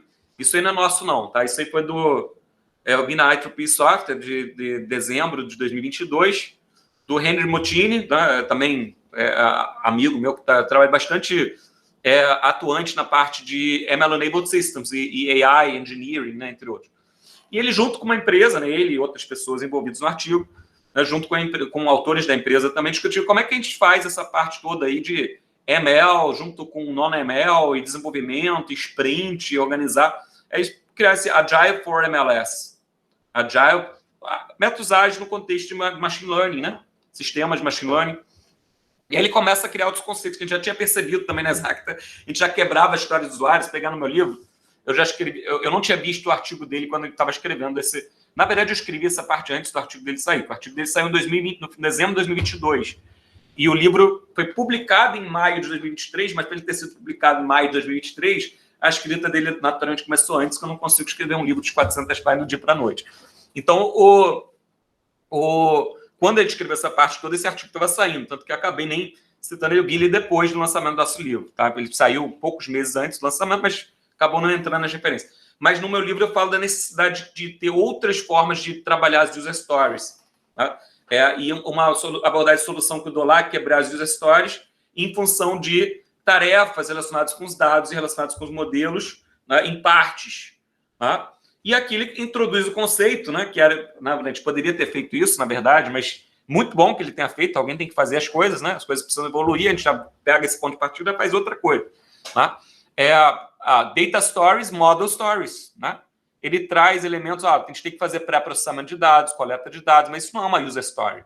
Conceitualmente não é uma user story, porque isso não agrega valor para o usuário diretamente. Você está pré-processando dados, né? O usuário não vê. Né? E user story e conceito são coisas que o usuário clica, vê, né? Agrega um. Né? Você tem o como, quero o para. O para não vai existir para o usuário, da perspectiva do usuário, não existe para Data Story nem para Model Story. Então, ele cria aqui outros elementos, né? Tá? Que são trabalhados com uma equipe de machine learning, alinha isso, discute como é esse alinhamento, fala particularidades, a galera de machine learning está 2 prints à frente.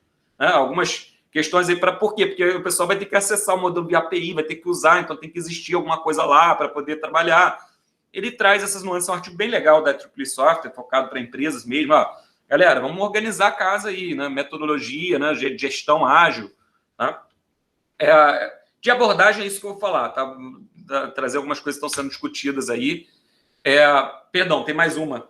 Trustworthy AI, também está bastante em ênfase, assim, você construir sistemas, cada vez mais a legislação nos pressiona, né, a construir sistemas confiáveis de IA, dados os impactos que esses sistemas têm na nossa sociedade, de maneira geral, né? Então, a gente precisa construir sistemas que sejam justos, né, em termos éticos, né? Fairness é um aspecto bastante relevante, né? Quando a gente implanta um sistema de reconhecimento facial, por exemplo, tem vários problemas desses relatados, né? Essa palestra é um problema mantê-la dentro do tempo. Tenho dificuldades muito sérias com isso, porque eu poderia falar assim por horas e horas e horas. Eu não estou nem... Eu botei 90... Mas eu vou pular algumas partes daqui a pouco, tá? A gente tem sistemas que são implantados, né? De reconhecimento facial, vários exemplos nos jornais, em que o sistema reconheceu a pessoa errada, né? A gente teve um exemplo de um cientista de dados aqui do Rio de Janeiro, foi preso, né? Confundido com miliciano. Curiosamente, um cientista de dados formado pela PUC, coitado, o cara foi preso, né, porque foi confundido com um sistema de reconhecimento facial. Teve exemplos desse no Carnaval também, né, que eles, enfim, fizeram apreensões equivocadas, né, e esses sistemas eles têm uma dificuldade maior de uma precisão menor, né, quando se trata de pessoas com cor de pele mais escura, ou com traços asiáticos, ou entre outras questões. Então, fairness, olha aí. A preocupação, se você vai implantar um negócio, você não pode estar errando só para um segmento da sociedade. Tá? Você tem várias questões aí. É só um exemplo, tá? Mas tem vários outros que poderiam ser citados aqui. Explainability. Imagina um sistema que apoia lá decisões no contexto jurídico. Né? A gente desenvolveu aqui na PUC também nessa direção. Né? E aí, a decisão com base no quê que tomou essa decisão? Né? Qual a explicação por trás? Por que diz que tem que prender esse cara, vai para a prisão 10 anos? Mas por quê? Né? Qual que é o contexto da tomada dessa decisão? Baseado em quê? Né? Qual é o... Enfim, né? Qual é o reasoning por trás, a explicabilidade, né, necessária para poder... não só a transparência, mas até a explicabilidade, né, do que o modelo está fazendo. Privacidade, né? Você está pegando dados de pessoas, você não pode revelar. LLMs tem um problema grave com privacidade, né? Porque são treinados com volumes enormes de dados, dependendo do que se pergunta, e pode revelar coisas que ninguém pensou que estavam nem dentro da LLM, né? Tá? Segurança, né? Entre outras questões aí. Aí tem para privacidade, né? A gente propôs um framework para trustworthy AI, na verdade, para confiabilidade no contexto de IA, juntando boas práticas, né, para usar ao longo do desenvolvimento, né, de soluções de IA, mapeando toda a parte de requisitos, o que eu deveria considerar, toda a parte tal, o que eu deveria considerar. Então, baseado num mapeamento da literatura e num survey com praticantes. Né?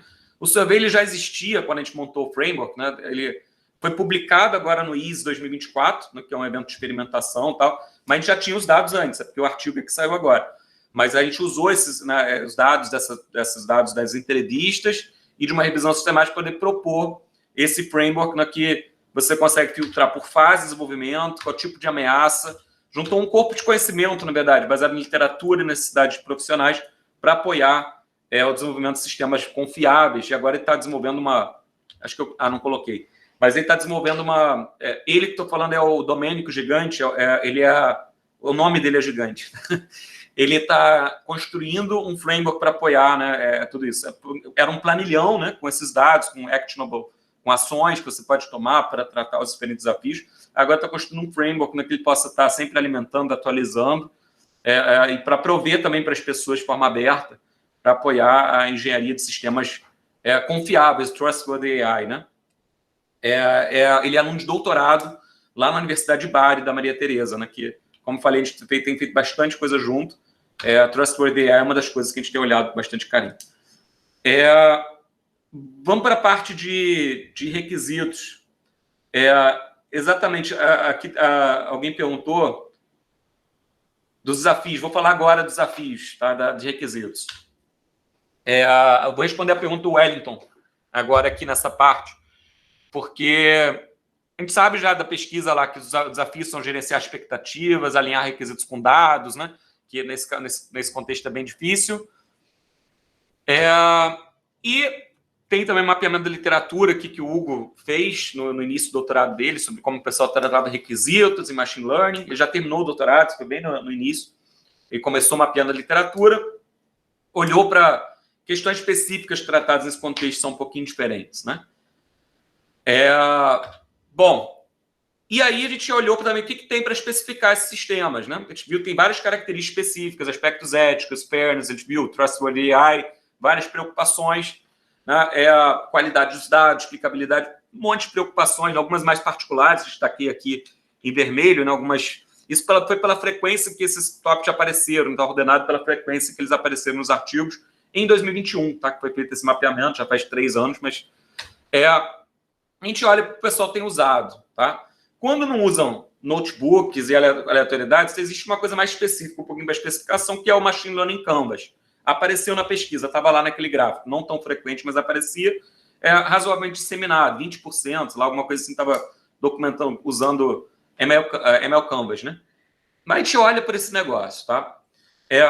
Vamos lá. Tem sua utilidade, tá? Tem sua utilidade, não é bom ficar também criticando demais o trabalho dos outros, né? Mas ele nasceu de uma galera de ciência de dados, essencialmente. Tem que coletar dados, pensar na fonte de dados, o que eu vou ganhar com o modelo, como é que eu vou treinar, tal, quais são os features que eu vou usar, e tem que monitorar o modelo, acabou. É uma visão muito simplista, focada na parte de ciência de dados. A gente, como engenheiro de software, sabe que a engenharia de um produto de software envolve muito mais coisa do que está nessa figurinha aí. Tá? O pessoal da área de ciência de dados não tem ainda essa visão. Muitas pessoas ainda não têm essa visão. Essa software engineering literacy falta amplamente nessa área. Tá? Ela captura algumas coisas úteis, captura, legal, mas claramente incompleto do ponto de vista de engenharia de software. Tá? Não captura perspectivas essenciais do ponto de vista prático. Cadê discussões sobre fairness? O que eu preciso aqui? Cadê discussões aqui da qualidade desses dados? Cadê? Tem muita coisa faltando. Está totalmente... Infraestrutura, toda a parte MLOps. Não vai ter infraestrutura para esse modelo, não. Você não vai rodar ele em lugar nenhum. Você não vai ter estratégia para data streaming. Você não vai ter... Teu modelo não vai ser implantado em lugar nenhum. Não tem a forma que ele vai ser implantado. Você não tem a monitoração, a infraestrutura necessária para monitoração, a estratégia MLOps. Tem nada especificado aí. Tem uma coisinha ali, monitorar. Uma visão muito ingênua da engenharia de uma aplicação dessa. Né? Talvez está capturando alguns aspectos específicos de ciência de dados, alguma coisa sobre os modelos e os dados. Aí, esse fail daqui, talvez capture algumas coisas úteis, né? Os parceiros nossos da indústria usavam isso, hoje não usam mais. Tá? Vou dizer por quê. O Hugo criou uma abordagem para especificar sistemas habilitados com componente de aprendizado de máquina, tá? Em que acabou de ser publicado, está, né? Indexado como julho, mas já está disponível, tá? No Journal of Systems and Software, é um dos resultados principais do doutorado dele, né?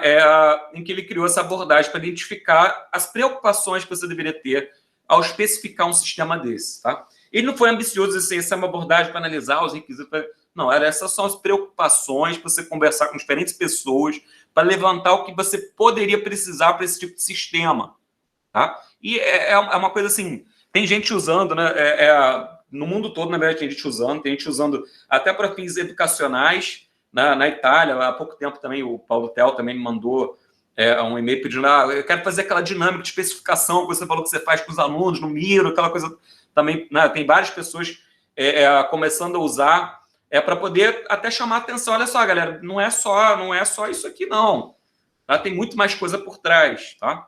Aí ele criou uma abordagem chamada PerspecML, em que ele identificou, com base na literatura, vários estudos, né, também com empresas, né, ele fez estudos com alunos na experimentação, com alunos, depois fez estudos retroativos estáticos com empresas, depois fez estudos dinâmicos com empresas, foi evoluindo, fez a revisão da literatura no início, chegou a 60 preocupações agrupadas em 5 perspectivas a serem analisadas. Tá? Objetivos, tá? A experiência do usuário, infraestrutura, modelo e dados. Tá? Essas 5 perspectivas aqui. E como é que você media a conversa com business owner, domain expert, data scientist, software ML engineer, essa galera toda durante esse processo. Tá? Isso aqui é a representação gráfica do modelo conceitual que ele desenvolveu, né, por trás, em que ele lista as 5 perspectivas, né, essas 5 perspectivas aqui, tá? Objetivos do sistema, os objetivos organizacionais, do sistema, do usuário, do modelo, em todos os seus níveis de abstração de objetivos, né? Tá? Leading indicators, o que vai te indicar que tá dando certo, que obteve sucesso, né, nessa solução desse sistema, um NPS alto, os usuários recomendando, usando, o que mais, né? Que te daria, além dos objetivos de negócio, do modelo, entre outros, né? Tá? A perspectiva de objetivos, experiência do usuário, como é que você vai visualizar os dados, tá? Entre outros. Aqui tem cada caixinha dessa uma tarefa típica realizada associada a essas perspectivas, tá? São tarefas típicas que foram evoluindo ao longo de vários estudos, né, que são realizados. Por exemplo, para infraestrutura, eu preciso transportar os dados para o modelo, eu tenho que ter uma forma de chegar aos dados para poder treinar, retreinar, tá? Eu tenho que fazer o modelo, disponibilizar o modelo de alguma forma, seja com endpoint na nuvem, seja integrado no back-end, alguma forma tem que ser definida, tá? Eu tenho que pensar na estratégia de aprendizado incremental, né? Você tem alguma necessidade de MLOps, o que eu tenho necessidade, que princípios eu vou ter que seguir nessa direção, tá? Eu tenho que armazenar os artefatos em algum lugar, os modelos às vezes têm gigas de tamanho, tem várias preocupações específicas, usar nuvem, não usar. Eu tenho que observar o modelo, monitorar o modelo, a telemetria do sistema como um todo, reproduzibilidade, manutenibilidade, integração do modelo com o restante do sistema, como é que vai ser, né? Custos financeiros sem infraestrutura. Eu vou rodar na nuvem, mas eu não posso ficar pobre porque eu botei na nuvem e a nuvem custa. Né? O pessoal começa a rodar coisa lá que começa a consumir recursos na nuvem, você botou para... Deixa eu usar e no final depois tem tua continha, né, para você pagar o uso de modelos extremamente intensivos em recursos computacionais, né? Então, tudo isso aqui, todo esse amarelo aqui, faltando lá no... olha isso aqui, tem nada sobre aquilo que está no amarelo, nada disso, que é a engenharia do negócio, né? O software engineering, a arquitetura, a infraestrutura, né? O software /ML engineering que está aí, o software engineer participando desse negócio todo aí, tá? A gente tem um papel fundamental para entregar soluções de inteligência artificial para a sociedade, tá? E a gente tem que assumir a nossa responsabilidade nisso, tá? E cada vez mais, tá? Esse que é a ideia, tá? E aí ele também, para não ficar só com o modelo conceitual, ele criou um template também, que é bem legal. Eu podia ter dado zoom antes, desculpa, esqueci que tinha botado a animaçãozinha para dar o zoom no slide, tá? Ele criou também um template que você pode usar, tá? Para especificar, né? Ele tem um exemplo aqui, esse aqui é um exemplo, tem as 5 perspectivas, ele botou perguntas para cada coisa que precisa ser especificada nelas, e aí você, com post-its, numa sessão interativa, um workshop de requisitos, você consegue, botando post-it, especificar minimamente, discutir as necessidades de extrair ali o que você precisa minimamente, para depois analisar bastante, especificar do jeito que você achar mais apropriado, mas pelo menos pensar nessas preocupações para apoiar bastante a licitação dos requisitos, a especificação se poderia especificar ali minimamente, melhor do que não ter nada, que é o que as empresas têm hoje, tá? Mas poderia se pensar também em outras formas de especificação. Enfim, a gente acabou achando o Miro bastante interessante, ele está aqui disponível, só para mostrar para vocês. Eu gosto quando a pesquisa resulta em uma coisa que assim, as pessoas podem usar, né? Você vê aqui que isso aqui foi da tese de doutorado do Hugo, tá? O Hugo ele ficou internacionalmente meio conhecido por essa contribuição aí. Você chega no lugar, tem o Vila Mizar, tem, fez um trabalho muito legal. Ele nessa parte de especificação, ele disponibilizou essa abordagem, né? A minha atuação foi orientar ele durante o doutorado todo, né? O Hélio deu apoio também na parte de ciência de dados, mais especificamente. Então, a gente disponibilizou isso. A gente vê que já tem aqui visualizações únicas, mais de 2.000. Deixa eu clicar nesse negócio, que a gente abre ele aqui. Deixa eu só puxar para cá, para cima. Ó. Esse aqui é o template. Se a gente especificar, a gente já vê aqui, já tem... quando eu capturei aquela tela, foi antes do CIB, estava com 2.1, agora já tem 2.2 de visualização. 303. O que significa esse 303 aí? Esse 303 pessoas logaram no Miro com contas próprias e clicaram para copiar esse modelo para poder usar, para poder fazer alguma coisa com ele, tá? Isso são pessoas do mundo todo, com 303 pessoas únicas, que estão contas diferentes do Miro, que fizeram cópia. Se você fizer 10 cópias, conta um só, tá? Então, se eu clicar aqui em Use Template, tá? Podem acessar esse template, podem usar à vontade, pode curtir, pode compartilhar, pode... Enfim. Se eu clicar aqui, aí ele está carregando. Tem um template aqui, eu posso dar zoom aqui em cada parte, né? Ele tem aqui as perguntas que tem, os aspectos para cada... Um exemplinho, né? Uma história de usuário simples aqui, escrita, e a especificação, usando o Perspec ML das características, né? Com um exemplinho de especificação, tá? Que você pode dar zoom em relação a dados. É super interessante, dê uma olhada depois. Você tem preocupações específicas. E isso se mostrou muito útil na prática. Nos nossos projetos, isso se mostrou muito útil. A gente precisou, assim... Por exemplo, a gente fez um projeto com aqui tem em branco também, para você poder escrever seu contexto, sua história de usuário e começar a especificar o que você precisa para ela. Normalmente, recurso machine learning é uma história de usuário só. É uma associação inteligente que ele fez, é uma classificação automática que ele te entregou, né? Vou trazer um contexto. Então, você pode aqui usar, acrescentar post-it, usar workshop de requisitos. Fez vários com o pessoal da Petrobras, com o pessoal da Americanas. Da Americanas foi um caso muito legal. Deixa eu voltar para a apresentação. Não vou ter nem tempo de entrar em detalhes, mostrar o template para vocês, até porque eu já estou estourando, queria abrir para vocês fazerem perguntas. Acho que vou pular um pouquinho que tem daí para frente, para fechar na discussão assim, mais dessa parte de requisitos, depois só comento um pouquinho que tem no restante e deixo disponível para vocês depois a apresentação, né? Eu vou ter que fazer sempre... É difícil, não cabe em... Se eu falar, se você tem 3 horas, também não vai caber, porque eu vou botar coisa e vou acabar querendo falar mais do que 3 horas também. Se você vai falar que tem 4, também não vai caber. Então, é uma questão de abstração mesmo daqui do que a gente vai trazer. Então, tem um modelo aqui de especificação, né? Já está sendo usado, várias pessoas, né? Os nossos parceiros industriais usam, né? Tem a publicação do JSS também subsidiando do ponto de vista científico, rigor envolvido aí, e tem um template muito prático para você usar no Miro, né, que disponibilizou para isso, para requisitos. Para arquitetura e implantação, tá? Boa, deixa eu passar o link do template para vocês, para quem tiver interesse aí, deixa eu só pegar aqui, opa, só um instante. Ele está aqui, ó. Se quiserem usar, fazer experiência, uso e tal, faz um estudo de caso, faz outras... analisa, evolui, faz o que... Né? Tem bastante... Tá aí o template, o link do template, tá? E o artigo também é fácil de achar. Depois eu passo para vocês... essa apresentação completa. Pelo nome do artigo, você rápido, se botar no Google isso aqui... Identifying Conditions, vai chegar rapidamente na publicação. Está publicado no JSS e tem a versão dos autores gratuita no Archive também. Tá? Então, todo mundo pode ler, acessar essa pesquisa gratuitamente. Bom, e arquitetura? Agora eu vou passar mais rápido. A arquitetura tem todos aqueles aspectos de infraestrutura que afetam fortemente a arquitetura.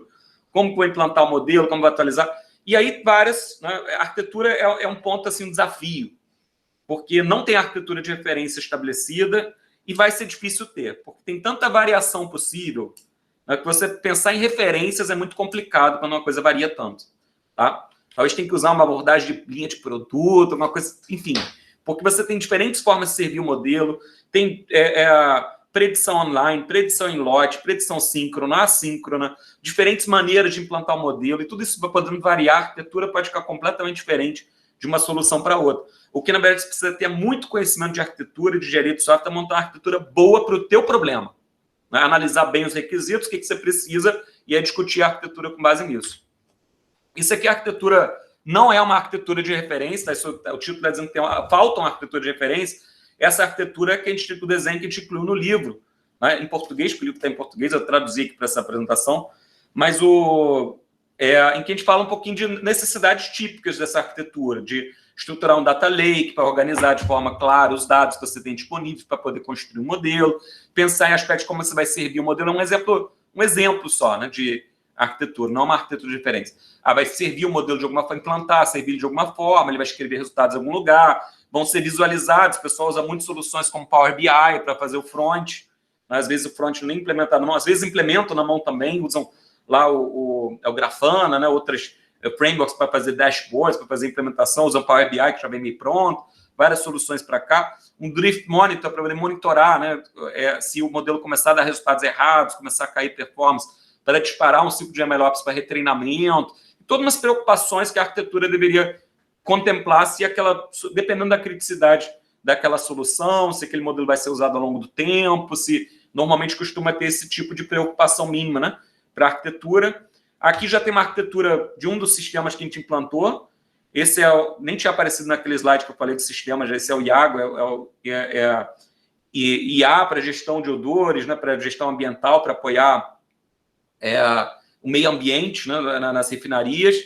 Então, a gente tem aqui toda uma solução de como é que os dados chegam, uma solução de Stream Analytics aqui da Microsoft, para poder pegar os dados do PI, que é onde coleta dados sensores das refinarias, pega os dados, organiza minimamente, né, faz algumas operações básicas, bota no data lake mais organizado, daí monta o modelo. Né, tem todas essas preocupações arquiteturais aqui, só um exemplo para mostrar que não é trivial, tá? É só um exemplo de uma instanciação desses conceitos num contexto que tenha necessidade de MLOps, que tem essas preocupações todas aí. Tem um artigo muito legal, que é esse aí, que não é nosso, mas eu botei vários artigos dos outros também, claro, né? A pesquisa não está... Né? Como pesquisador, eu gosto também de promover a pesquisa dos outros, né?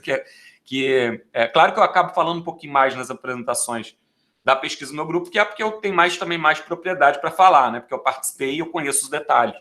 Mas esse aqui é um artigo bem legal, de desafios, boas práticas, e a leitura desse artigo é um aprendizado muito legal, tá? Sobre a arquitetura desses sistemas, os tipos de desafios que você tem, né? Eles fizeram mapear a literatura, né? Estudaram a literatura de forma sistemática, né? E fizeram entrevistas complementando tudo isso, chegaram a uma coisa muito legal que todo arquiteto de sistemas inteligentes deveria ler. A meu ver, esse artigo aí é um aprendizado assim, muito legal, uma coletânea para mim de boas práticas arquiteturais que, se eu fosse... eu pretendo manter isso aqui atualizado. Quando eu for gerar a versão... por enquanto não tive tempo de pensar em versão 2, mas isso aqui ainda está bastante atual, tá? Porque é de maio de 2023, não mudou tanta coisa de lá para cá, mas se fosse gerar a versão 2.0 desse livro, isso ia entrar, tá? Esse material as boas práticas identificadas nesse artigo está lá no capítulo de arquitetura, tá? Porque é muito, assim como a gente fala lá de code smells, outras coisas na parte de projeto, eu falaria aqui de práticas arquiteturais. Outra coisa, quanto que o pessoal usa MLOps, a gente viu que as empresas não estão usando os princípios de maneira, né, mais clara, mais disseminada, mais ampla. Tá? Esse aqui foi um trabalho de um aluno meu que discutiu, fez uns focus groups para discutir se os benefícios de MLOps realmente são percebidos na prática, até que ponto, né? É uma discussão interessante, né? Foi um trabalho de mestrado do Gabriel Araújo, né? Que é uma das publicações para essa aí, discutindo os insights, focando em MLOps. É uma leitura interessante dessa discussão dos princípios. Tá? E projeto, né? Projeto. Vou usar mais 5 minutos para falar aqui de algumas coisas, depois eu vou encurtar. Para projeto, primeiro, cientistas de dados precisam aplicar boas práticas de engenharia de software, tá? De projeto também para escrever código bom, fácil de manter. Né? O código de machine learning é frequentemente alterado, tem artigos apontando para isso. E a gente fez uma investigação, né, dos efeitos de você usar boas práticas de princípios de projeto, né, na hora da codificação. Escolheu os princípios sólidos, porque são os mais popularizados, os mais amplamente usados, o mercado entende mais nessa direção, né? Tá? E a gente investigou, tá, esses princípios, a gente pegou a aplicação real de machine learning, reestruturou ela com base nos princípios. Então, o Rafael fez um estudo bem como é que seria a melhor estruturação desse código, aplicando da melhor forma os princípios de engenharia de software. Ele pegou um projeto real em que cientistas de dados trabalharam e fizeram, e está implantado com até alguma maturidade, MLOps e tudo mais. Ele pegou e reestruturou, vou melhorar esse código, vou melhorar a estrutura, vou aplicar os princípios sólidos e vou fazer uma coisa assim polida, como seria para engenharia de software. Né? Como um código exemplar de engenharia de software. Vou construir aqui para esse código de machine learning. Né? E aí, a gente viu no Twitter muitas pessoas discutindo, mas cientista de dados não deveria usar ANSA, cientista de dados não precisa de orientação a objetos, vários, né? Discussões assim no LinkedIn, no Twitter, né? E a gente ficou com esse negócio, foi a nossa motivação adicional. A gente falou, é óbvio que precisa desse negócio. Como não? Mas como o pessoal lá de estatística, de não sei o que, falando que joga fora joga fora tudo, princípio de projeto, tudo aquilo que o pessoal de engenharia de software discute, joga fora e vamos escrever nosso programa procedural. Primeiro, os caras estão usando APIs que são todas implementadas seguindo boas práticas de orientação a objetos. Tá? Quando você olha o scikit-learn, que o cara está usando lá de forma procedural no programa dele, um abaixo do outro, ele está instanciando objeto, chamando método, né? Usando uma API bem documentada, construída, usando princípios de projeto, usando até padrões de projeto, Strata, de diversos outros padrões, aparecem em vários pontos do scikit-learn. Então, dizer que não está usando, calma aí, você está usando, outros fizeram para você, e você está achando que mesmo esse código que o cientista de dados escreve, vamos aplicar os princípios e vamos ver se eles, os cientistas de dados, vão entender melhor o código feito pelo cientista de dados, né, de maneira mais convencional, digamos assim, né, que alguns defendem que não precisava de tudo isso, tá? Ou o código reestruturado. E no meio desse processo, vamos dar umas tarefinhas de manutenção para ver como é que eles refletem sobre esses códigos. Tá? E aí, esse artigo foi super legal, porque a gente fez um experimento controlado com 100 cientistas de dados, tá? Do SERPRO. Tá? Rodou esse experimento aqui a maioria do SERPRO, mas rodou também com cientistas de dados aqui da PUC do Rio, da turma de Engenharia de Software e Ciência de Dados, são pessoas que conhecem ciência de dados de maneira geral, né? Tá? Que já tinham feito a disciplina de introdução à ciência de dados, a maioria deles é cientista de dados, trabalha em projetos nessa linha. E na Universidade de Bari, replicamos lá durante a visita em Bari. Chegamos a 100 pessoas, tá rodando o experimento. E a gente pegou cientistas de dados, e a gente chegou à conclusão de que com a significância estatística de que o código escrito com os princípios é mais fácil de entender por eles. Eles vão entender melhor se esses princípios forem aplicados. Então, a gente diz que a gente tem que disseminar isso. A gente tem que educar e incluir na formação de cientistas de dados práticas de engenharia de software. Não dá para ficar sem. Não dá. Não dá para ficar sem requisitos, não dá para ficar sem projetos, não dá. E a gente tem evidência de sobra disso. Tá? Esse artigo que trouxe essa evidência aí de forma estatisticamente significativa, com um experimento controlado, usando as boas práticas de experimentação, tá? Foi o best paper do Ken, de 2024. Isso aí é a premiação Rafael, está aqui do meu lado, né? Foi meu aluno de mestrado. Ele fez essa reconstrução do sistema com os princípios, projetamos o experimento, né?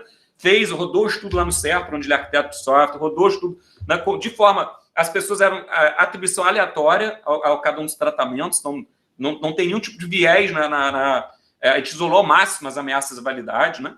Tá? Mostrando, cara, precisa, entendeu? Não dá para ficar sem. Aí tem vários outros trabalhos sobre dívida técnica, eu vou pular um pouquinho aqui. Comunicação, o Gabriel, outro aluno de mestrado, para comunicação entre engenheiros de software, cientistas de dados, né? Também dá recomendações sobre isso. Eu peço perdão, pessoal, eu acabei estourando aqui um pouquinho meu tempo, e eu vou ter que realmente me liberar em torno de meio-dia, porque eu tenho que almoçar da aula 1h da tarde. Mas para a parte de Foundation Models, eu até incluí alguma parte aqui também sobre as diferentes estratégias, né, de Foundation Models. Você tem Prompt Engineering, você tem Fine Tuning, você tem Retrieval Augmented Generation, que se mostra bastante promissora nas evidências científicas aí, e dificuldades de discutir e de escolher entre essas abordagens para soluções baseadas em LLMs, né? A gente pegou muita coisa em Grey Literature, porque tem pouca coisa ainda formalizada aqui, mas é isso.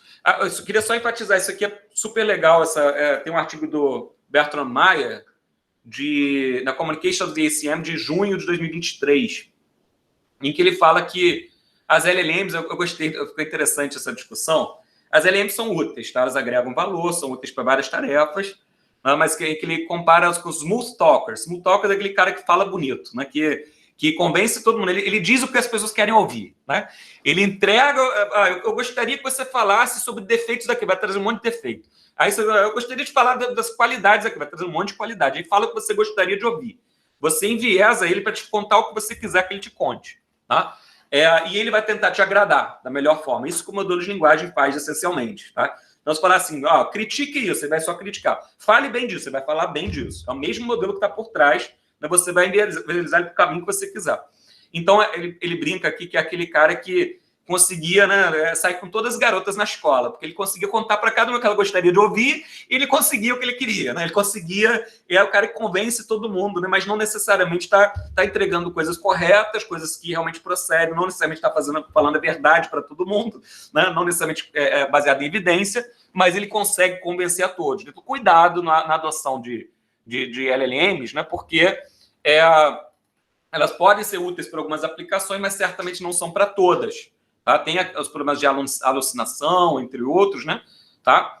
Então, esse é um artigo que ele faz um olhar crítico sobre isso, né? Porque é um trabalho não é um trabalho de lógica, tem uma vertente da IA que vem pela lógica, pela inferência, né? Pela lógica a partir de lógica de predicado, primeira, segunda ordem, aquelas coisas. Tem uma vertente de IA e tem outra que é vamos pensar, escrever uma resposta textual de palavras. São duas vertentes que estão cada vez mais se aproximando. Tá? Tem uma parte lógica implícita no modelo de linguagem, porque ele está aprendendo com como as outras pessoas escrevem, que usam alguma lógica, então tem uma lógica implícita também, mas tem essas questões aí, né? Cuidado, né? Porque a IA alucina. Isso aqui não é a IA alucinando, isso aqui é um quadro do Marco Chagall mesmo, pintor, né? Mas que também alucinava um pouquinho, né? A IA alucina também. Então, cuidado com isso para lembrar a frase do George Fox, que os modelos são aproximações, né? E que a gente deve disseminar, né? E chamar atenção aqui, vou pegar o último minuto para isso, quem está por trás do AI Engineering, né? Quem deveria estar por trás disso, né? Na minha visão, é essa galera aqui, né? É o pessoal que entende da necessidade do cliente, entende de infraestrutura, entende de construir sistemas confiáveis para a nossa sociedade. Talvez colocaria software engineering e sistemas de informação pelo aspecto social, né? Tem a parte toda de sistemas de informação, benefício para a sociedade, todo o contexto de aplicação, né? Ampliar essa apresentação, talvez eu não vou fazer uma adaptaçãozinha aqui ainda, mas engenharia de software é fundamental e a gente precisa se mover para apoiar essa melhor forma. É isso que eu queria falar, mais ou menos. Eu acabei acelerando em algumas partes, né? Falei bastante. Descobri que eu preciso cortar e reduzir minha apresentação para amanhã, que amanhã tem 1h30. Falei hoje mais do que isso aqui com vocês. Mas espero que tenham gostado. Vou disponibilizar o material para vocês. Tá? Legal, Carla. Obrigado e bem-vinda. É um prazer ter você aí também, para a gente... Estou ansioso para a gente se reencontrar para conversar sobre essas coisas todas aí em algum evento em breve também. E Carla Silva, Carla também, Carla Bezerra, obrigado também pelo convite. Tá? É isso, pessoal. Marcos, muito obrigada, né, pela palestra. Pessoal, vocês viram que o Marcos deixou aí vários contatos deles, inclusive ali o contato aberto do LinkedIn, né? Que vocês podem perguntar. Eu vou pedir, né, essa apresentação para passar para vocês, que aí vocês podem pegar as referências, né, e poder aí estar se baseando nos artigos que o Marcos publicou, né, sobre esse tema. Acho que tem muita gente trabalhando com a parte de LLM, mas algumas trabalhando com a parte de Machine Learning também, né, e agradecer, né, a todos aí a presença da Carla Lima, né.